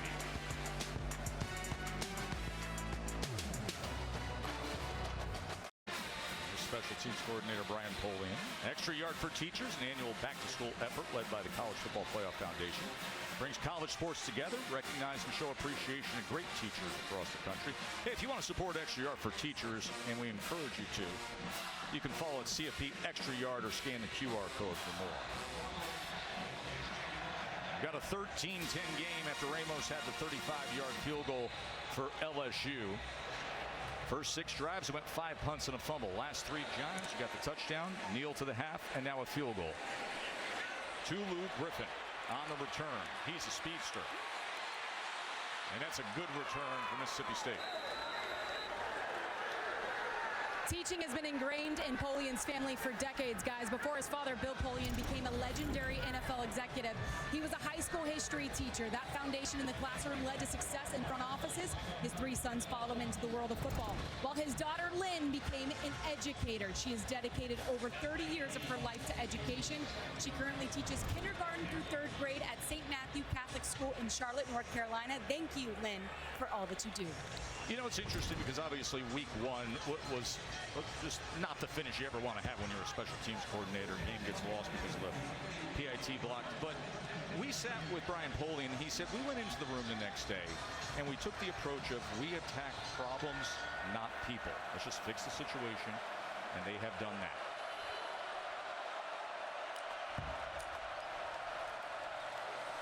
What he marks, he is wrapped up by Greg Penn. Penn is tied for the team lead in total tackles. There haven't been many chances for Penn tonight. He's more of your run-stopping thumper.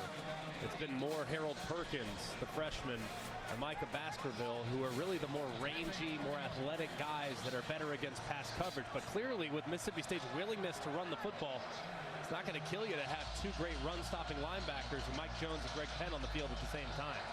Perkins and Baskerville given that speed, and they have had some good moments tonight as well. 2nd and 8. Rogers incomplete as he threw it behind the intended target. He was trying to hook up with Rufus Harvey.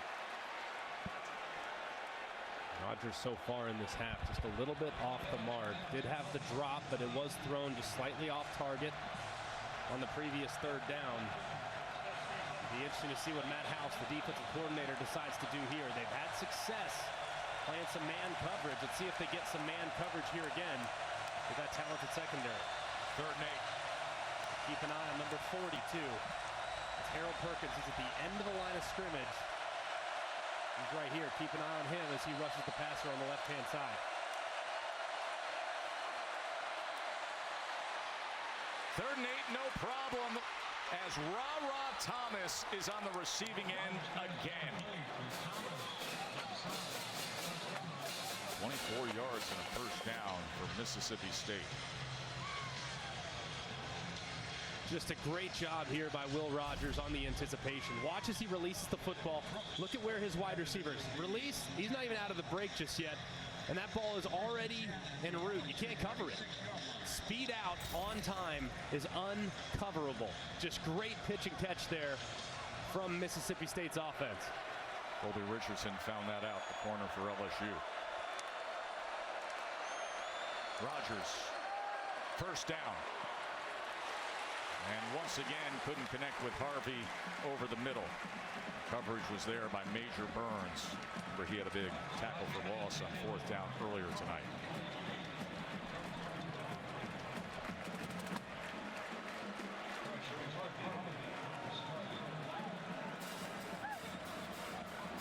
This two-back set for Mississippi State. Two backs splitting Will Rogers has been something they've run the ball out of in the past, and it also helps you out in protection as well, because now the defense doesn't know which side to blitz you to. 2nd and 10. Very catchable ball and good balance on the sideline from Thomas. And now they're saying incomplete. They had stepped out before he was able to catch that ball, so it'll be 3rd and 10. Yeah, and gets forced out. You can come back and reestablish yourself in bounds, but he wasn't at that point. As you can see, the ball is caught. Does he ever reestablish himself? I think the answer is no. 3rd down. First time he got back in was catching the ball.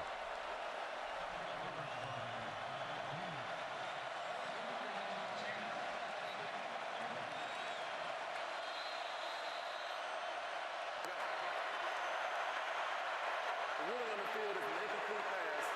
The previous play is under review. They're going to review that. That previous play that they ruled incomplete to Ra Thomas as he went out of bounds. And as they take a look at this, we will take a short break and get back to what will be a 3rd and 10 from Tiger Stadium.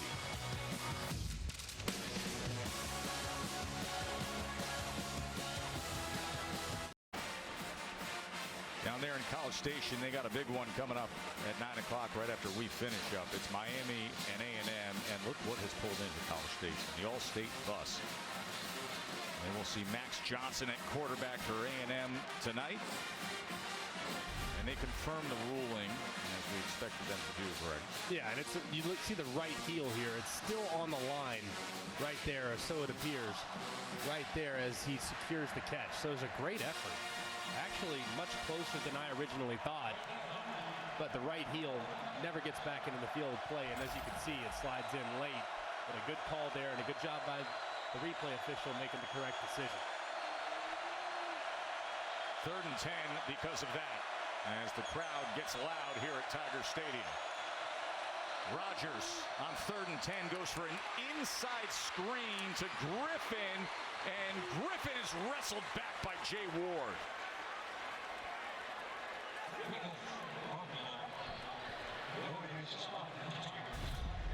And what beats pressures? Screens. That's exactly what they did right here. A great job taking advantage of the pressure. A good job, too, there by the left tackle, Johnson, getting out in front, getting a piece of the defender. Just really nicely done. If they're going to blitz you, the best way to take advantage of the blitz is by throwing a screen right in behind their ear. Good call there by Mike Leach. Sure was. 14 yards and a first down. Short pitch and cut down was Dylan Johnson, and that was Ward again.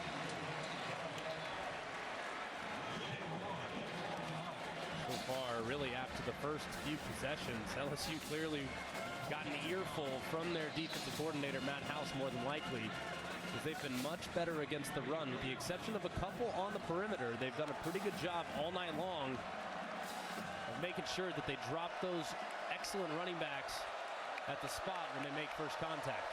Last 3 years, House was the linebacker coach for the Kansas City Chiefs. Does have SEC experience, having been at Kentucky as the DC before. Second and 11, short pitch other side. Woody Marks, not much there at all. Micah Baskerville and Harold Perkins with the tackle. Third down again for the Bulldogs.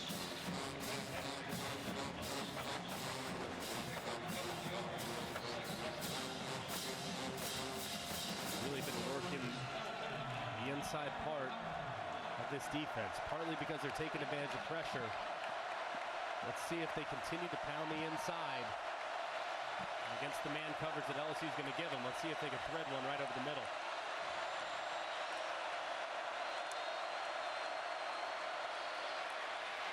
Sacked. Ojulari. Fourth sack of the night for the Tigers.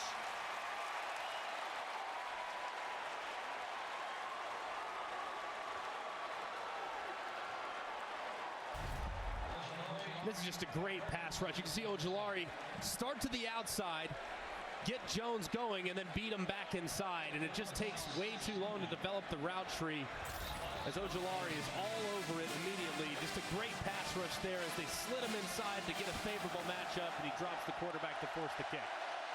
Van Raybon missed an extra point earlier tonight, and his field goal attempt goes right through from 45 yards out.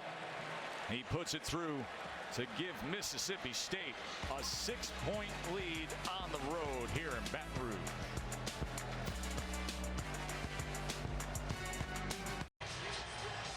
Look at that sky here at Tiger Stadium. Isn't that something? Hey, coming up tomorrow, Sunday NFL Countdown. Going to go one-on-one with Matthew Stafford.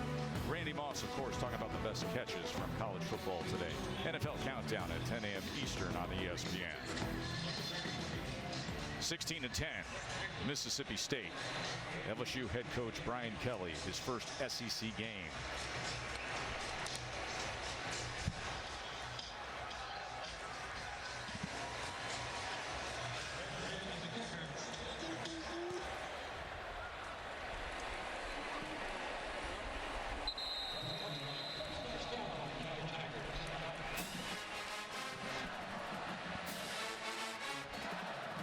A good start to the half for Jaden Daniels, getting into a nice rhythm. Clearly they tried to utilize a little tempo, carry over that some momentum that they picked up there with the 2-minute operation there down the stretch. Nice answer there from Will Rogers and the Mississippi State offense. So going to be important here to continue with that urgency. Been very impressed with Jaden Daniels when they're playing and operating with that 2-minute type of mentality.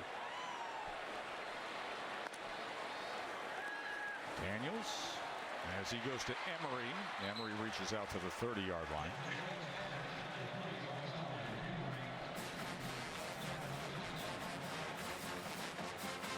Still been relatively quiet. Tayshaun Boutte, I feel like done a pretty good job of bottling him up, but at some point he's going to break free. He's got to take advantage of a one-on-one. 3 catches for 31 yards to this point. 2nd and 5.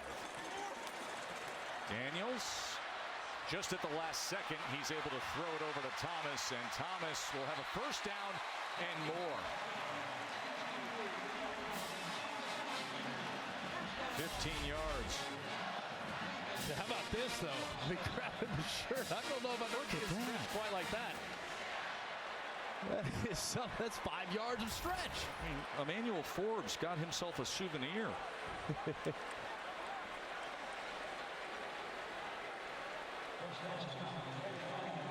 undershirt a little shorter now. First down at the 45. Daniels is thinking about launching it and then checks down, and that goes for a first down to Mason Taylor. I wonder if he was out of bounds or saying incomplete.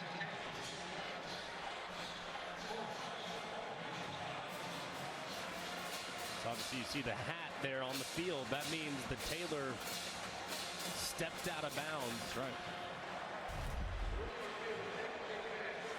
The receiver did not establish himself back in bounds. Second down. Good job there. You saw that right leg and that right foot that was on the white.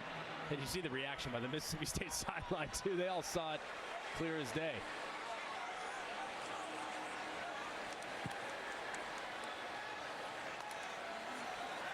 2nd and 10. And getting in and getting free was Buki Watson with the sack of Daniels. That's their 3rd tonight.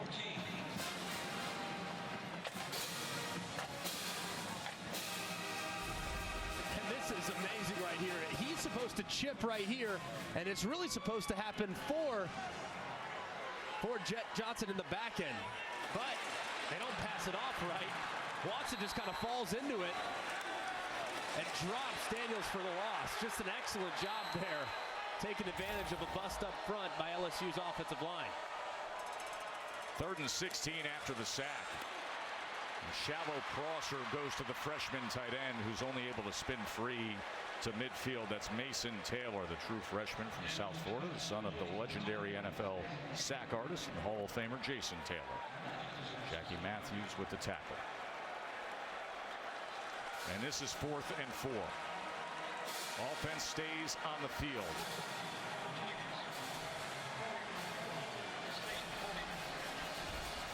Bully's all cranked up for his defense.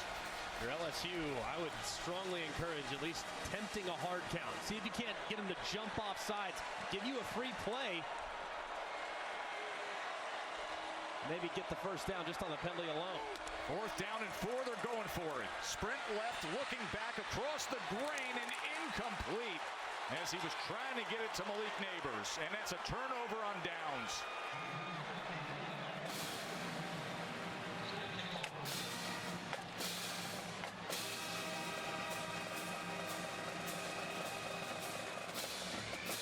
This is a difficult throw that Jaden Daniels is trying to make. And if you look at Brian Kelly, he's probably telling him, man, you just tried a very low percentage throw when you had Brian Thomas with enough to gain.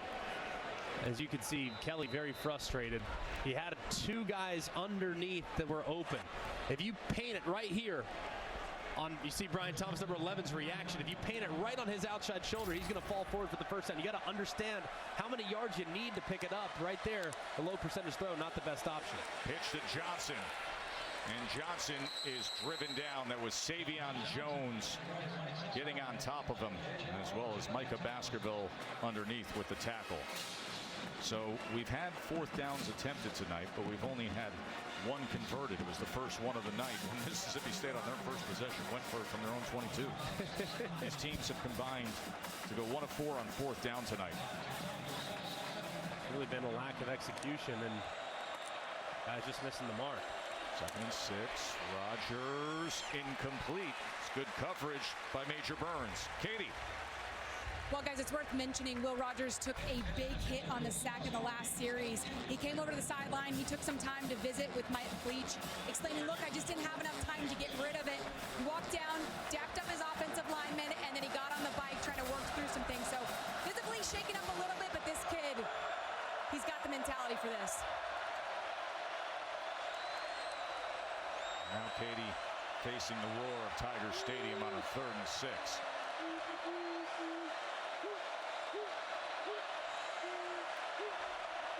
Edge pressure, but quickly getting rid of it. It's going to be short of the line to gain as he goes to Wally, and we will have another 4th down for Mike Leach to deal with. Oops, there defensively. You're going to go for it on your own 22 with 11 minutes in the first quarter. You're going to go for it here. Good job throwing into the pressure. They have really stacked the box LSU has defensively in these short yardage situations. We said earlier, if they would just do a zone read, pull it by the quarterback, see if he can pick it up with his legs, I think it'd be really effective, especially looking at what looks like man coverage right now from LSU defensively. See Matt House, the DC, with his arms folded. Can his defense get another stop on 4th and 1? Or does State have it? What they have right now is a timeout. As that play clock was counting down, 2:20 to go here in the 3rd quarter, and that gives us the chance to go to the studio. And Matt, what do you got, my man? Guys, I should probably point out that Bobby Petrino is back in Fayetteville on family night, and his Missouri State team is up 17-7 on Woo Pig after that Jason Chilton touchdown. That made it 17-0 at the point. Arkansas scored since. And a reminder that Arkansas, this could be a look-ahead kind of week because they are going down to AT&T Stadium next week for a showdown against Texas A&M. And speaking of Texas A&M, of course, they are coming up next, trying to bounce back after the loss to App State. And they get Tyler Van Dyke and the talented Canes. Number 13, Miami. Number 24, Texas A&M. Coming up next, we got a 4th and 1 again, Graham. Right here, LSU is really sold out against the run. So if I'm Mississippi State, I'm faking it inside. I'm allowing this guy to crash, and then I might get Will Rogers out around the edge. Zone read. 4th and 1. Rogers to pass, and it's incomplete. That was Jay Ward breaking on it, and it's another turnover on downs. The Tigers defense does it again.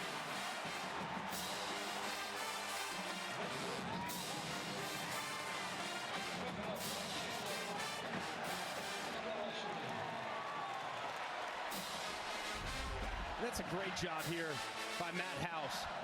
They showed man coverage before the timeout. What do they give you after the timeout zone? They drop out underneath it. 2 defenders' eyes are right at the quarterback. They collapse right underneath on top of it. And there's absolutely nowhere to go with the football. That's just a great job of showing one thing and then making a massive shift philosophically there during the timeout and getting into a zone. I think Leach was anticipating man, called a man beater. The zone wasn't going to happen. Daniels. This is complete to Jenkins, Jere Jenkins, who had the 8-yard touchdown earlier for the Tigers. Now a big opportunity for LSU with momentum. Trailing by 6 at home. Quick to the line is Daniels. That's when he's at his best. At some point, you got to throw it over this Mississippi State defense's head. Double move down the field. He keeps, and he's taken down by Jet Johnson. That's a heck of a play by Johnson. He's the guy who's played the most snaps for this defense. He's the heart and soul of this defense. Really does a great job of setting the tone and playing his fundamentals. He slid, kept his shoulders square, and dropped Daniels for the loss on the zone read. Excellent technique there by the linebacker.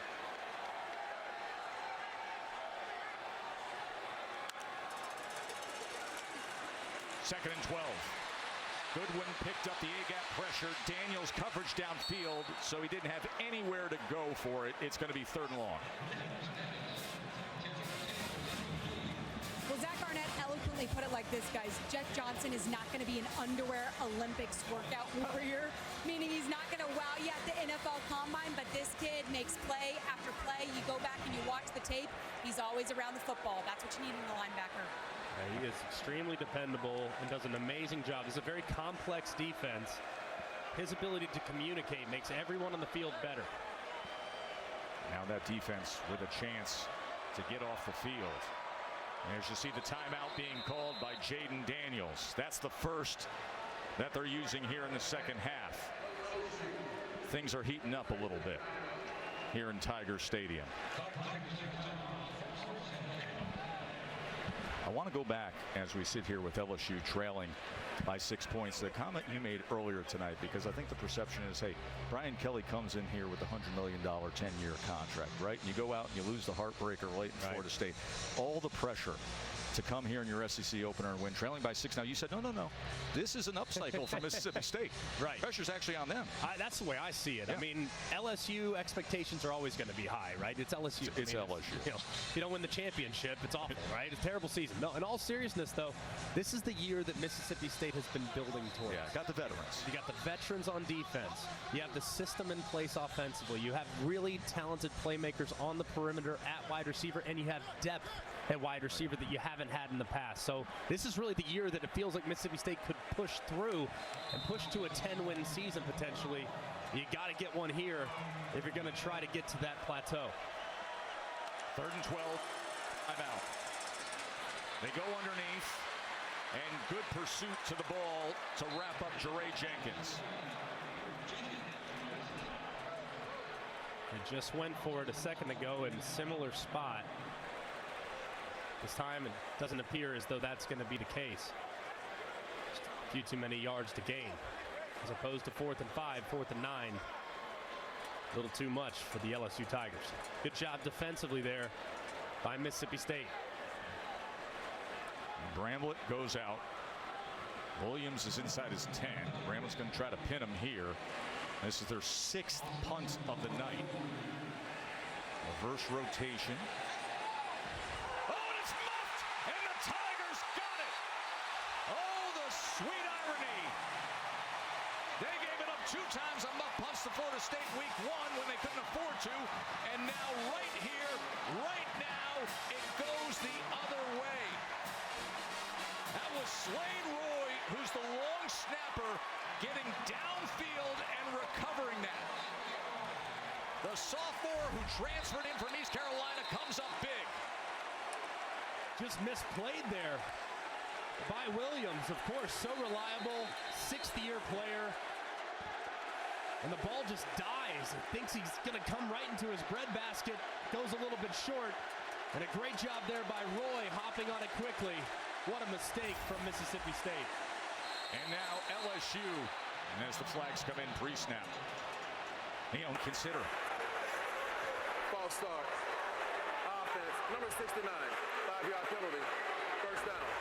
Austin Williams, who is back to return that punt, he is so sure-handed. He's one of the most veteran receivers in all of college football, has the trust of everybody on this team. And now we have the turnover here with a minute to go in the 3rd quarter. Is this the swing moment LSU's been sitting on? Absolutely have to punch it in for 6 here. If you settle for a field goal, that Mississippi State defense is going to run off the field with high fives and chest bumps. So after the sudden change, you have to turn it into 6 if you're LSU's offense.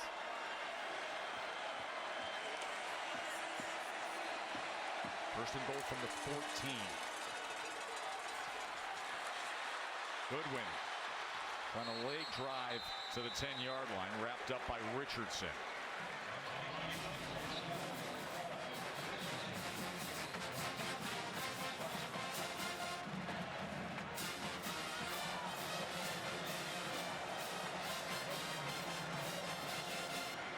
Long snapper comes up with the recovery, and he's right back to work.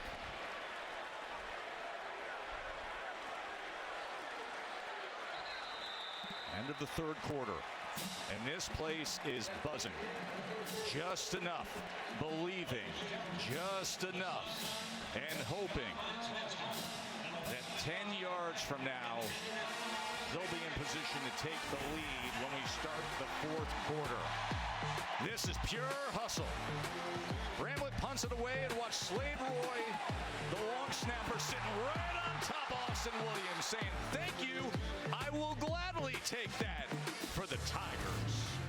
End of 3.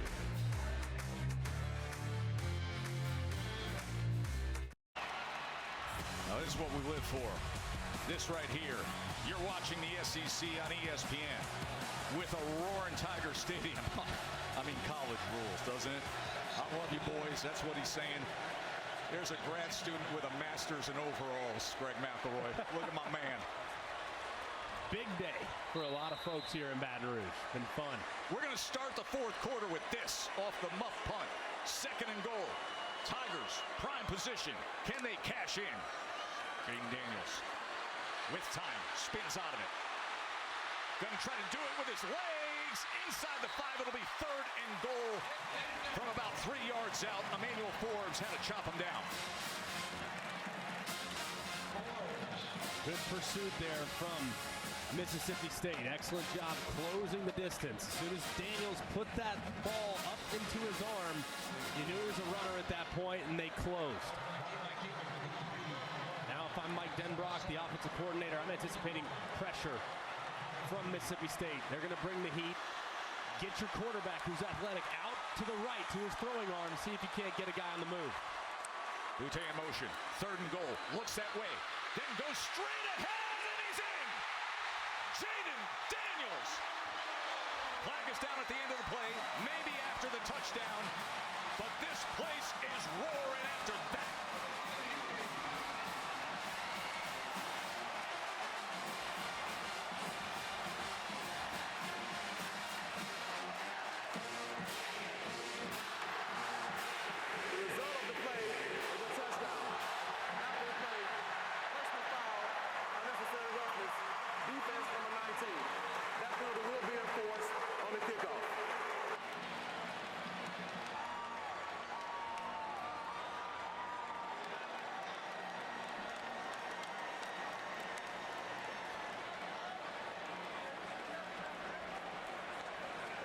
Ramos for the lead. That's how you do it. Their first lead of the night. And what a difference a few weeks makes for special teams coordinator Brian Polian and these Tigers. Tonight, it goes their way. Slade Roy, the recovery off the muff. Jaden Daniels, let the legs do the talking. And it's 17-16 Tigers in the fourth quarter. From the side like a god, I'm talking real guap. 23-45 with the rock, I'm a lie. I am not what they think. I like it dirty, I'll be filthy with the ring. Thank you, Matt. And we've got a good one here in the fourth quarter. 17-16. LSU just took the lead on Jaden Daniels' touchdown run. And Greg, that touchdown run was their first third down conversion of the night. They were 0 for 8 prior to that. Coming together moment is presented by Verbo. All right, the offensive play was a little pick route into the flat. Little rub route if you're an offensive player. They're trying to get Booty right down here in the flat. However, you're going to see two defenders stay way too wide for Mississippi State. Watson stays way too wide. As you can see, Daniels sees the Red Sea depart. He goes north and south and is very decisive as he puts that back foot in the ground. As you see, Slade Roy, the long snapper who recovered the muffed punt to set up the LSU Tigers in the scoring zone. Just great job there by Jaden Daniels. Will Rogers in State with a man in his face, and Woody Marks can go nowhere. That was Greg Brooks coming up defensively.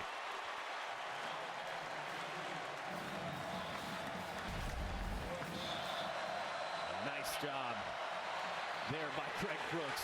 Coming up, wrapping up. This LSU team, for the most part, done a really good job tackling tonight. They've allowed a couple big runs, but that's to be expected against these excellent backs. But most of the time, they've kept them, for the most part, bottled up. And that's Woody Marks, who is still down, and the medical team is out to see him. He's been such a steady, productive player, especially a receiving back in Mike Leach's offense. As they are looking at his left ankle, and with that, we will take a short break and come back to a roaring Tiger Stadium.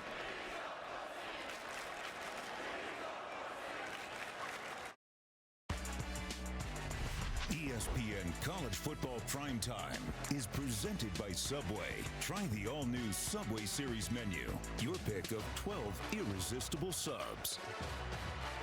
And through the years, for one of the best this generation, Brian Kelly, three-time Home Depot Coach of the Year award winner. And now his first SEC game. And it's a tight one. First 3 games at his stops. Since he went 3-0. Trying to be 2-1 tonight here at LSU. And Notre Dame at Central Michigan, where he had great success, 1-2 in his first 3 games. Will Rogers on second down, almost got sacked, but smartly gets it to Dylan Johnson. He had a man in his face. It was Ojulari again, but somehow Rogers was able to get it free. What a great play there to keep it alive, and it goes for 5 yards. A great job feeling that pressure off the right side. Ojulari won clean around the edge against Jones. But knowing where your outlet is, that's where you are. In the 3rd year in the system, you know where all your answers are. If a guy gets beat, fine. Find your outlet, live to play 3rd down. Got a 250-pound human missile right in your face. 3rd and 4.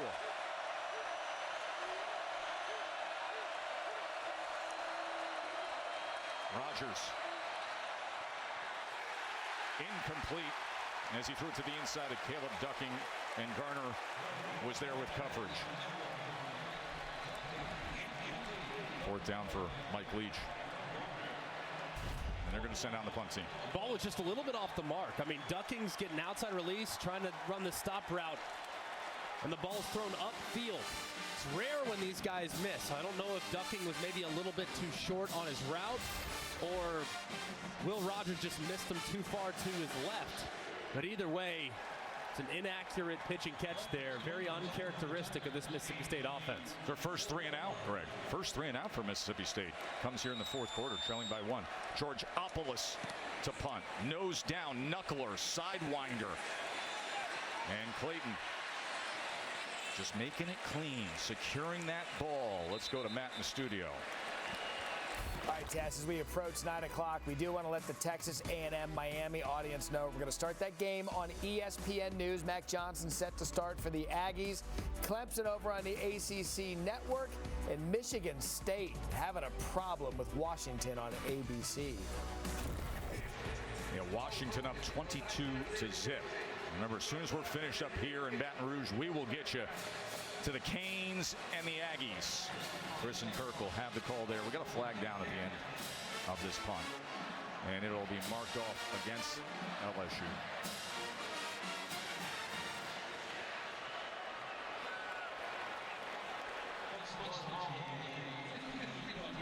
So this drive will begin at the 15-yard line. Jaden Daniels, who moments ago was able to run it in from 3 yards out, and then the extra point by Ramos as LSU up 17-16. Mississippi State missed an extra point to start the game. And that is the difference right now. Missed extra point and a muff punt for Mississippi State. Special teams miscues costing them. Emery trying to find anything. And gets that push behind that new offensive line. Katie. After Jaden Daniels rushing TD, guys, he got a little banged up. He had a cut on the left eye. He came over to the sidelines. They addressed it. He was using an ice pack here, as you can see. Brian Kelly did check on him. Once he said he was good to go, I think Brian Kelly was a little underwhelmed by the size of the cut. I got to get my man Stitch Duran to work the corner of Jaden Daniels. 2nd and 6.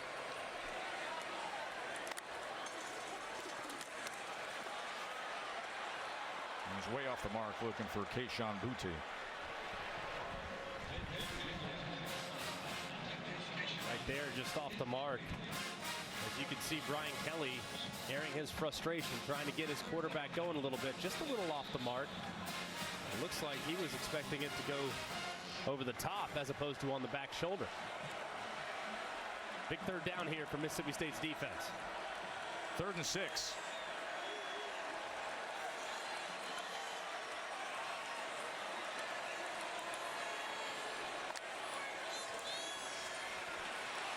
Daniels, easy pitch and catch to Neighbors for a first down.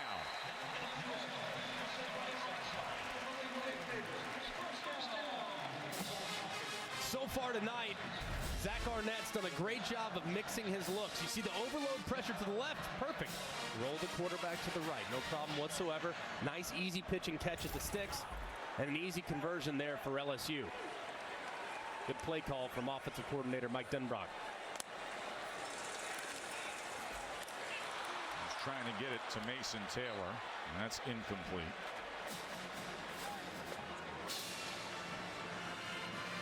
Denbrock says he's got a lot of faith in Jaden Daniels. Loves the way he came into the program, the way he's been going about his business in these first 3 weeks.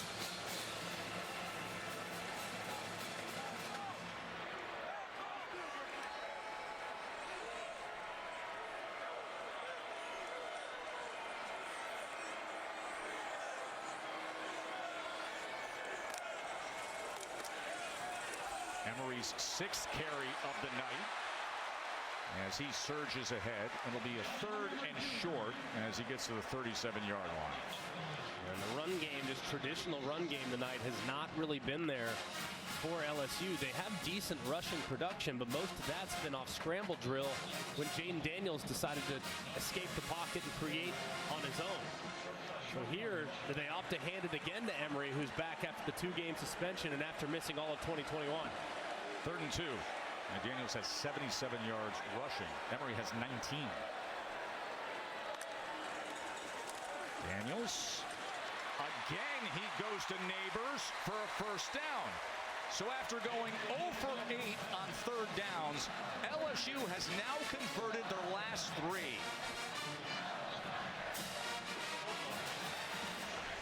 And a nice job here. You got pressure coming this way. You just have a quick little out route to the outside.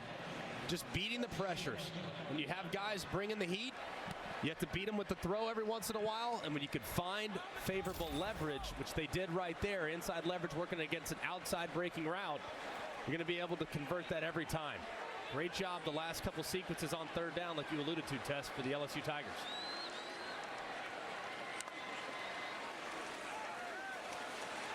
Daniels quick to run this time, and it's a good one. As he goes ahead, made that dive ahead. He's crossing midfield to the 46-yard line.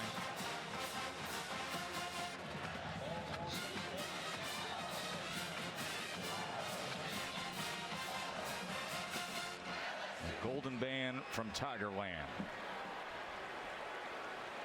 A lot more to play for here in the fourth quarter. 1-point lead. 2nd and 4.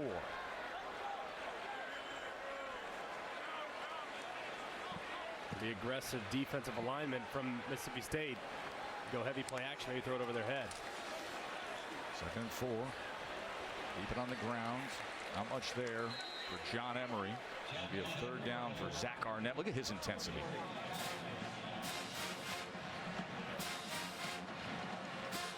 Don't think of defense with Mississippi State, but quietly this defense has been among the SEC's best statistically for the last couple of years. So far on 3rd down, Neighbors has been their guy. You can see here, done a pretty good job bottling up Booty all night long. Let's see if they can find Neighbors again. It's been the hot hand in 3rd down situations. Number 2 receiver, bottom of your screen. 3rd down and 3. Pressure from Johnson is picked up. And again they go to Neighbors, Greg. 3 for 3 on 3rd down on this drive.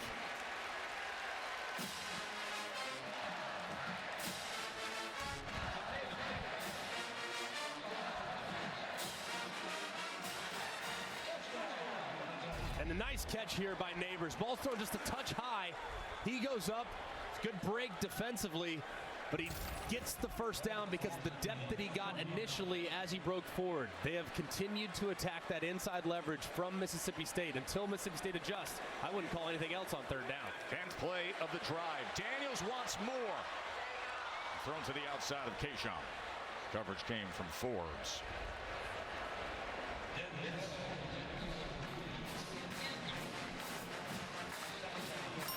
Reminder, they're getting underway with Miami and Texas A&M, and we'll get you immediately there.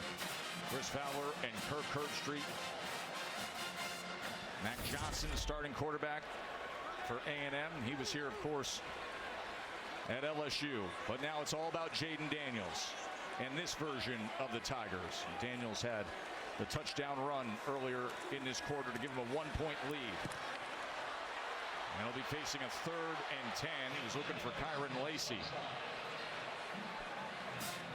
Brian Kelly is really adamant about the location of the throw. They've tried to throw that back shoulder a couple times now, and Daniel's just been off the mark. You see Brian Kelly put his hands up right there on the right side, the right pec, right shoulder. That's where that ball has to go. And the accuracy on some of those downfields just hasn't been tight enough for Daniels. They've got to work on that as they move forward. Kelly always works very closely with his quarterbacks through the years. 3rd and 10. They're going to swing it around off the orbit motion. Josh Williams. Oh, he gave a little and stayed up, but then a rally to the football by the rest of the Bulldogs defense. As the ball came out at the end, they're claiming their habit, but he's being ruled down as that clock continues to wind down. Under 8 minutes now. I'll tell you what, Colin Duncan, number 19, he got an awful lot on this play. One, he absorbs the initial hit. Then his own buddy trucks him as he tries to pick up the fumble. And Duncan delivers a big hit. Watch it right here. Number 19 on the right side. Here he comes flying in. Boom! There he is. 4th down and 3. And a timeout is going to be called by Mike Leach. 4th and 3. 7.5 to go in the game. 1-point margin. Prime time in the SEC. Don't you just love it?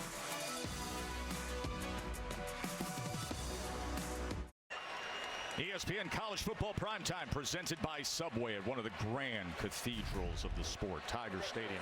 This is moments ago, Greg. And they swing it around, and they ruled forward progress was stopped at that point right there. Mike Leach and the Mississippi State Bulldogs sideline really wanted a review. They wanted to take a peek at whether or not it was a fumble. The ball came out, but it was difficult to tell. But either way, they had ruled forward progress had stopped, which sets up fourth down. Here we go. Fourth down and 3. 1 point lead, LSU. Daniels motions Taylor. Williams in the backfield. 4th and 3. Gonna loft it downfield. Neighbors again. Goes up and gets it. It's been a dynamic combination for the Tigers. Daniels to Neighbors. First down, LSU. And it is a 1st and goal.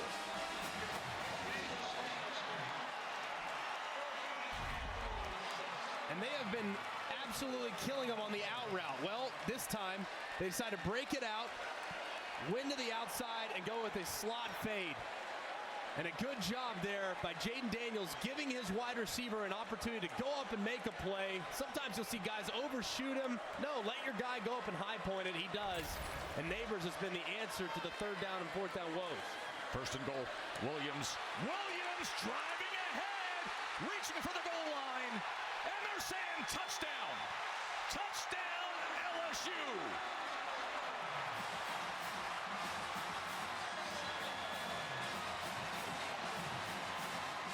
Extra effort, Josh Williams.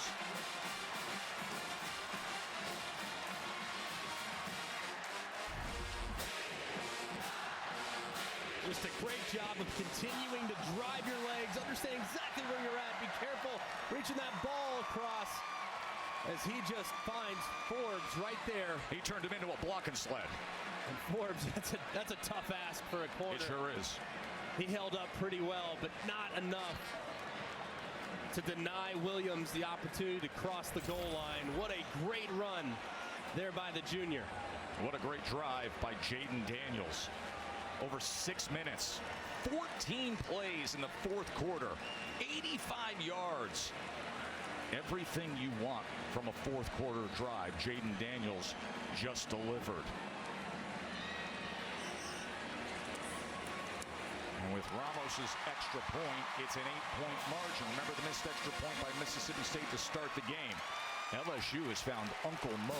They got momentum, Matt Barry. What do you have?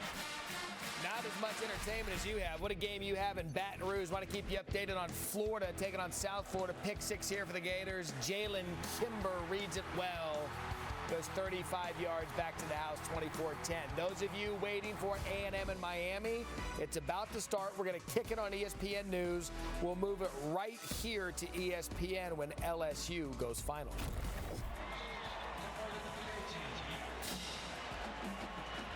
So interesting, isn't it, Greg? And if you just put your head down, focus in, how things turn around. Right, a couple weeks ago, we're sitting there, and Malik Neighbors has the 2 muff punts down in New Orleans, and now you sit here tonight. He's got 6 catches for 75 yards and all these key 3rd down receptions. And he stepped up big, too. And it's nice that they've found that matchup that works for them. Now, he has won a couple of plays there on the 3rd downs, just beating pressures, and they were lined up inside leverage, so it's a piece of cake. But the last one, the fade route, just a great job of going up there, grabbing the ball at its high point, and converting the 4th down. I don't think anyone on this LSU staff is surprised with what they've seen tonight from Malik Neighbors. They were very, very excited about his potential coming into the season.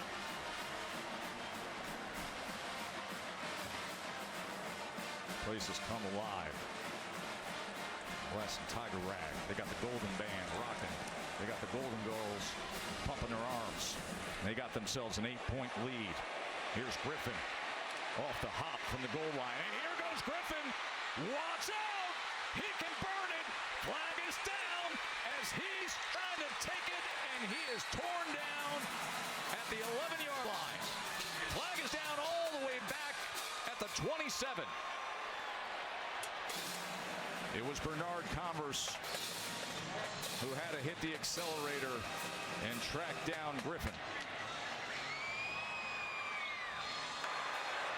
During the return, holding. Return team, number 14. First down.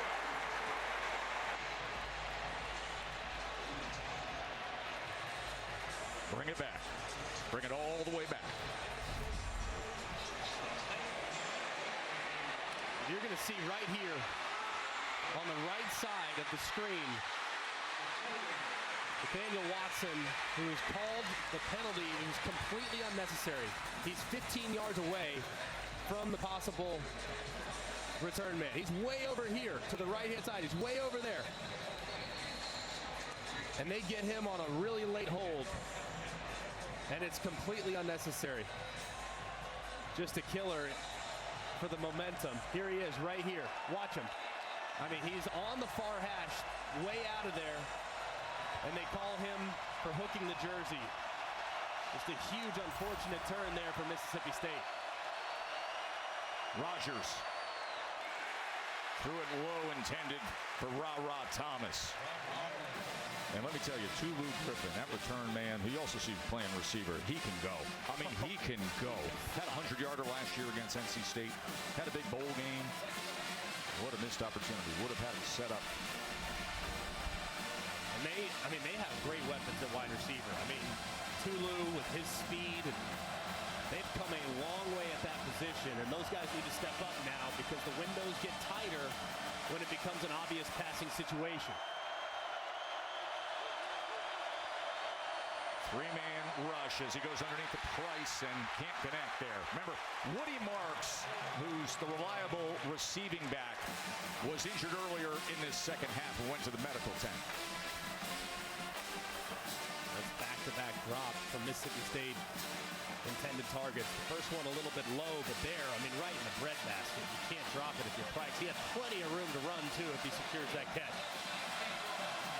Oh, that's too early for Surrender Cobra. We don't need the Cobra right now, State. It's 3rd and 10. You got Will Rogers.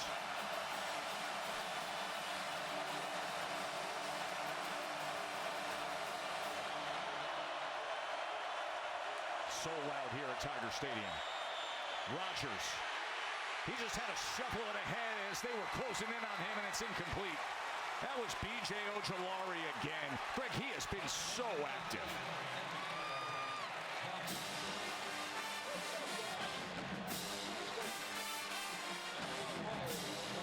Ojulari is having a night. I mean, he's just coming right around the edge and forces the move there from Will Rogers. Tries to get it to his outlet. Johnson on the shovel. And my goodness, I mean, all night long, B.J. Ojulari has been giving a lot of fits to these tackles, man. This has been one heck of a performance from the edge pressure defender. Trafford on the punt. Heels are on his own 2-yard line. Clayton is the return man.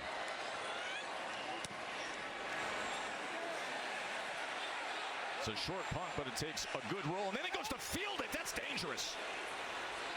Clayton goes to field it, and Mississippi State players jump all over him.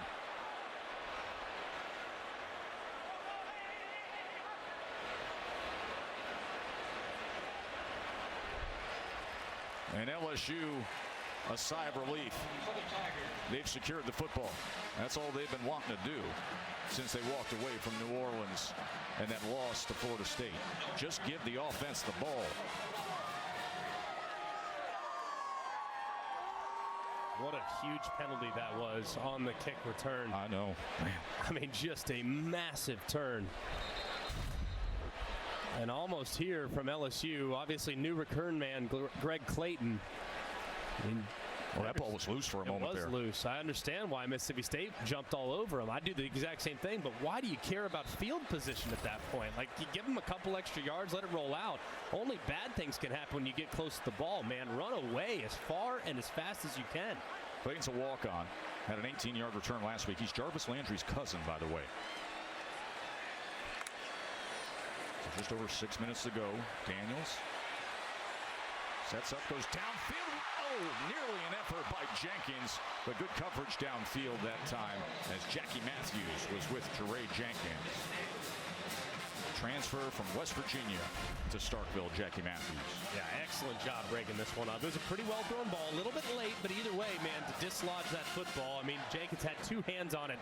That's one the receivers got to bring down for you in a critical catch situation, but an excellent job there by Matthews breaking it up. Good play by Matthews. They want depth at that position. He gives it to him in his first year of Mississippi State.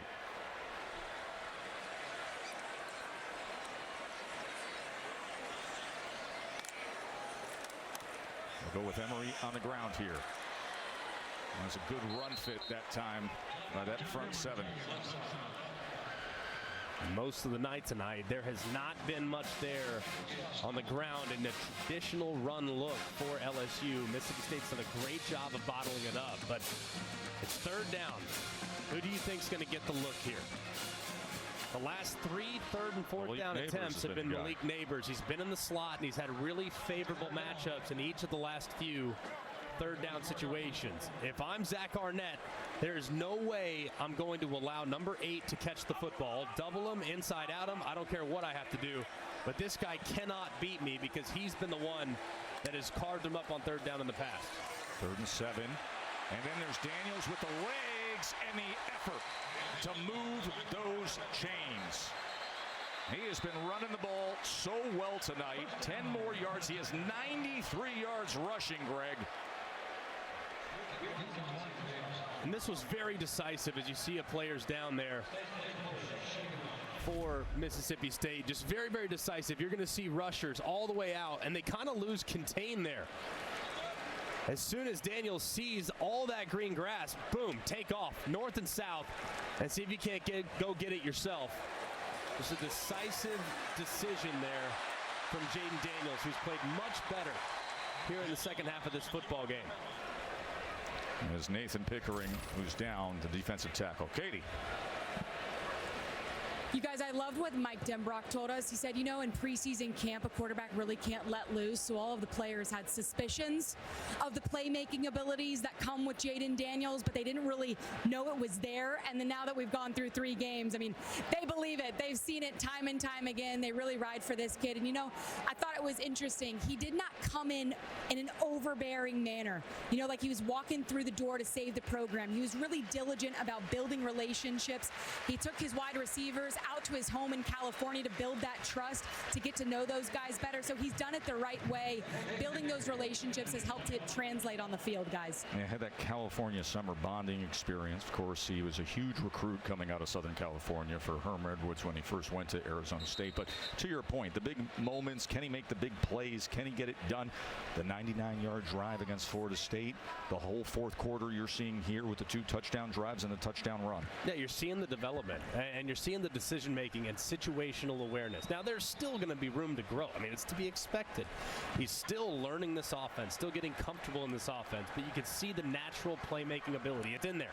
Now, if they can just refine his mechanics just a little bit to become just the tiniest bit more consistent as a downfield thrower, he can become deadly and will be very difficult to defend in the SEC.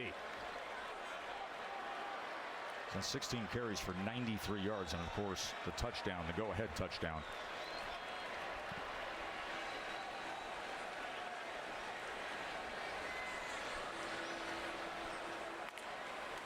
Under 5 minutes to play.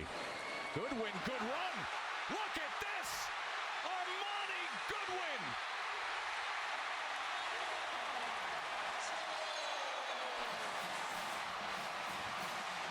A 47-yard capper.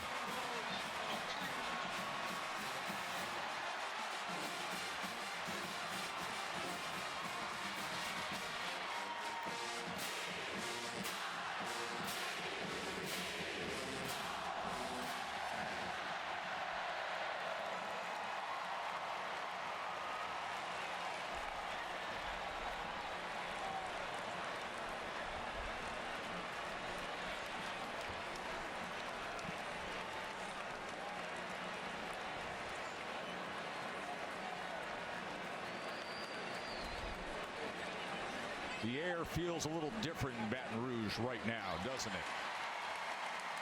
This fourth quarter's been a whole lot different. This is what Brian Kelly wanted. The kind of finish that the Tigers need. Good win, good times.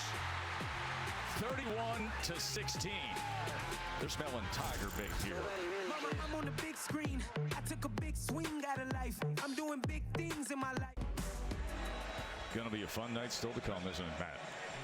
Right here at Tiger Stadium, 21 unanswered points all in the fourth quarter for the home team.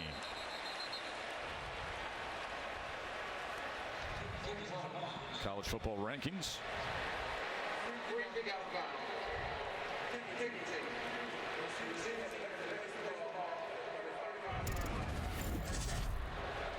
Brought to you by Allstate. As you can see right now, Clemson cruising. Oklahoma State, no problem whatsoever. But how about this? Bobby Petrino's return to Fayetteville. Just tied it up. Missouri State gets out to a 17-0 lead. Of course, Bobby Petrino, formerly the head coach of the Hogs. And Sam Pittman and his team playing extremely well so far this year, but looking like a bit of a slow start tonight against number 5 team in the FCS. All of a sudden, Mississippi State down by 15 as they go to Griffin. And you see that quick burst by Griffin. We saw that on what would have been a massive kickoff return just a few minutes ago. That was taken back by a penalty. Still can get going here. Obviously, Mississippi State, only one timeout remaining, which is unfortunate for them. But either way, they have an offense that's built to succeed with tempo. A drop 8 as he has to check down to Johnson. And Johnson is taken down that time by Bernard Converse. Not yet at a point where you need to be thinking about hyperspeed. The first touchdown's obviously the most important. The ball's got to come out of Will Rogers' hands quickly, because right now these pass rushers for LSU, they're pinning the ears back and they are having their way with the tackles. You're caving in on him again, and he gets it to Johnson. Johnson makes a cutback for the first down. It was a good effort that time to get it down to the 33-yard line, but Rogers took a little something to get that first down. You see him feeling the pain. Oh, he just got absolutely pummeled. Looked like Ojulari hit him high when someone hit him a little low. I mean, he has gotten crushed on back-to-back plays. He's a tough kid, isn't he? Inside screen, and able to hold on to it is ducking. Will Rogers is tough as nails, man. Not the biggest guy in the world. Man, he hangs in there. And we've seen him get hit time and time again, and these tackles have struggled, man. Really struggled against the speed that LSU has on the field right now. How about last year against Will Anderson at Alabama? Punishment that he held up to. That is intercepted. And that's Jay Ward, who has had himself a night with the interception. And he reaches for his knee at the end of the play, but he comes up big to try to slam the door on Mississippi State. He's making his way off the field. A little bit of pain, but he's going to love that play. He has 11 tackles tonight as well. And you're going to see one receiver cross face this way, one cross this way. It's called a scissors concept. And this time, Will Rogers just does not throw it in the right direction. You see him throw it way in behind the intended wide receiver, Jameer Calvin. Calvin can't get a hand on it. And obviously, sitting right there waiting to make the play was Ward. Just an inaccurate throw. It's rare when you see it from Will Rogers, but that one just off the mark, probably missed it by 4 or 5 yards. And here's Goodwin again. He goes for 9 more yards after he had the big 47-yard touchdown on that last possession. Really, it's been most impressive probably here these last couple possessions. And I know they had one big play, but I'm really impressed with how LSU's offensive line is now starting to reestablish the line of scrimmage. I mean, remember, this is an offensive line that is starting 2 true freshmen. One at left tackle in Will Campbell, one at right tackle in Emory Jones. Both guys are going to play a long time, no denying that. And man, this is a defensive front that was just wearing them out early, but now you see that commitment to the run game really starting to pay off. I'm going to move the chains, keep bringing down that clock with Goodwin.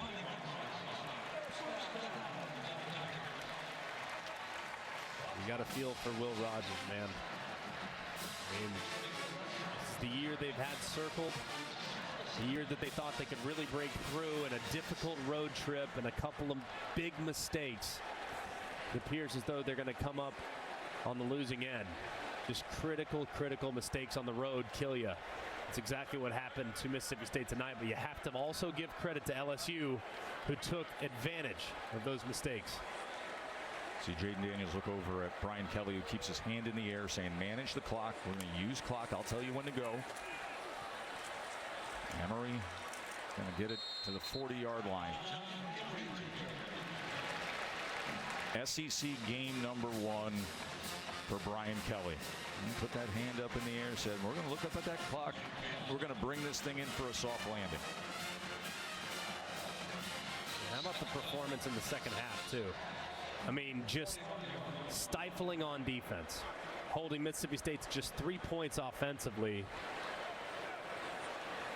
So Matt House and the adjustments that group made, off the charts good, and really the most credit needs to go to those pass rushers who just made Will Rogers' life really difficult in the second half. And Greg, you go back to that opening weekend when the whole country was watching against Florida State and all the special teams miscues. And Brian Polian, their coordinator, said, hey, we're going to attack problems, not people. They had problems. They had people who stepped up tonight. The big tackle by Emory Jones. The quality work with the protection for field goal and PAT. The recovery of a muff punt. Oh, the sweet irony. And then Neighbors, who had muffed the punts in New Orleans, coming up absolutely huge on critical third downs. Everything came full circle for LSU. No doubt. It was everyone they needed to step up did. B.J. Ojulari was completely unblockable. Malik Neighbors, they're trying to double Kayshon Boutte the whole night. Malik Neighbors had to step up in one-on-one coverage, and Jaden Daniels delivered the ball so accurately in the second half. He deserves a ton of credit for the way he played tonight. And so the coach who started his career at Division II Assumption in Worcester, Massachusetts, and was helping out coach softball, here in the great later act of his career, wins his first SEC football game deep in Baton Rouge. And that's got to feel good for Brian Kelly. First time Kelly and Leach have ever met up. And Coach Kelly has an SEC victory. He's with Katie. Thanks, Tess. Coach Kelly, you were down by 13. Second half was incredible. You scored 3 touchdowns in the fourth quarter. What did you think of just the overall process and resiliency of the team? Well, we're fighters. We showed that in week 1. We just didn't execute, at the end. But, that's what we know about this team. They'll fight. We executed so much better in the second half. Our defense played great. This is a really difficult team to defend. They played very well. I thought their defense is very difficult. But we got into a rhythm, and I think, quite frankly, up front, our guys did a great job in the second half. We were able to run the football. We had the big runs, and we could control the line of scrimmage late. And, in the SEC, you got to run the football. We were able to run the football late, and that was the difference. What does it mean to get your first SEC win? Yeah, it's really nice. Anytime you can win a game in the SEC, it's an accomplishment, especially against a really quality team. And that's a veteran team. We started 2 freshmen on the offensive line, and they managed to hang in there. And we'll just keep building it and take it one time. And we'll enjoy this one and get ready for next week. Thanks for the time, Thank you. They had 24 points in the second half, couple forced turnovers, and they earned it in the fourth quarter. We got A&M and Miami coming up. But right now, it's Matt Berry in the College Football Scoreboard Studio. Take it away, gentlemen.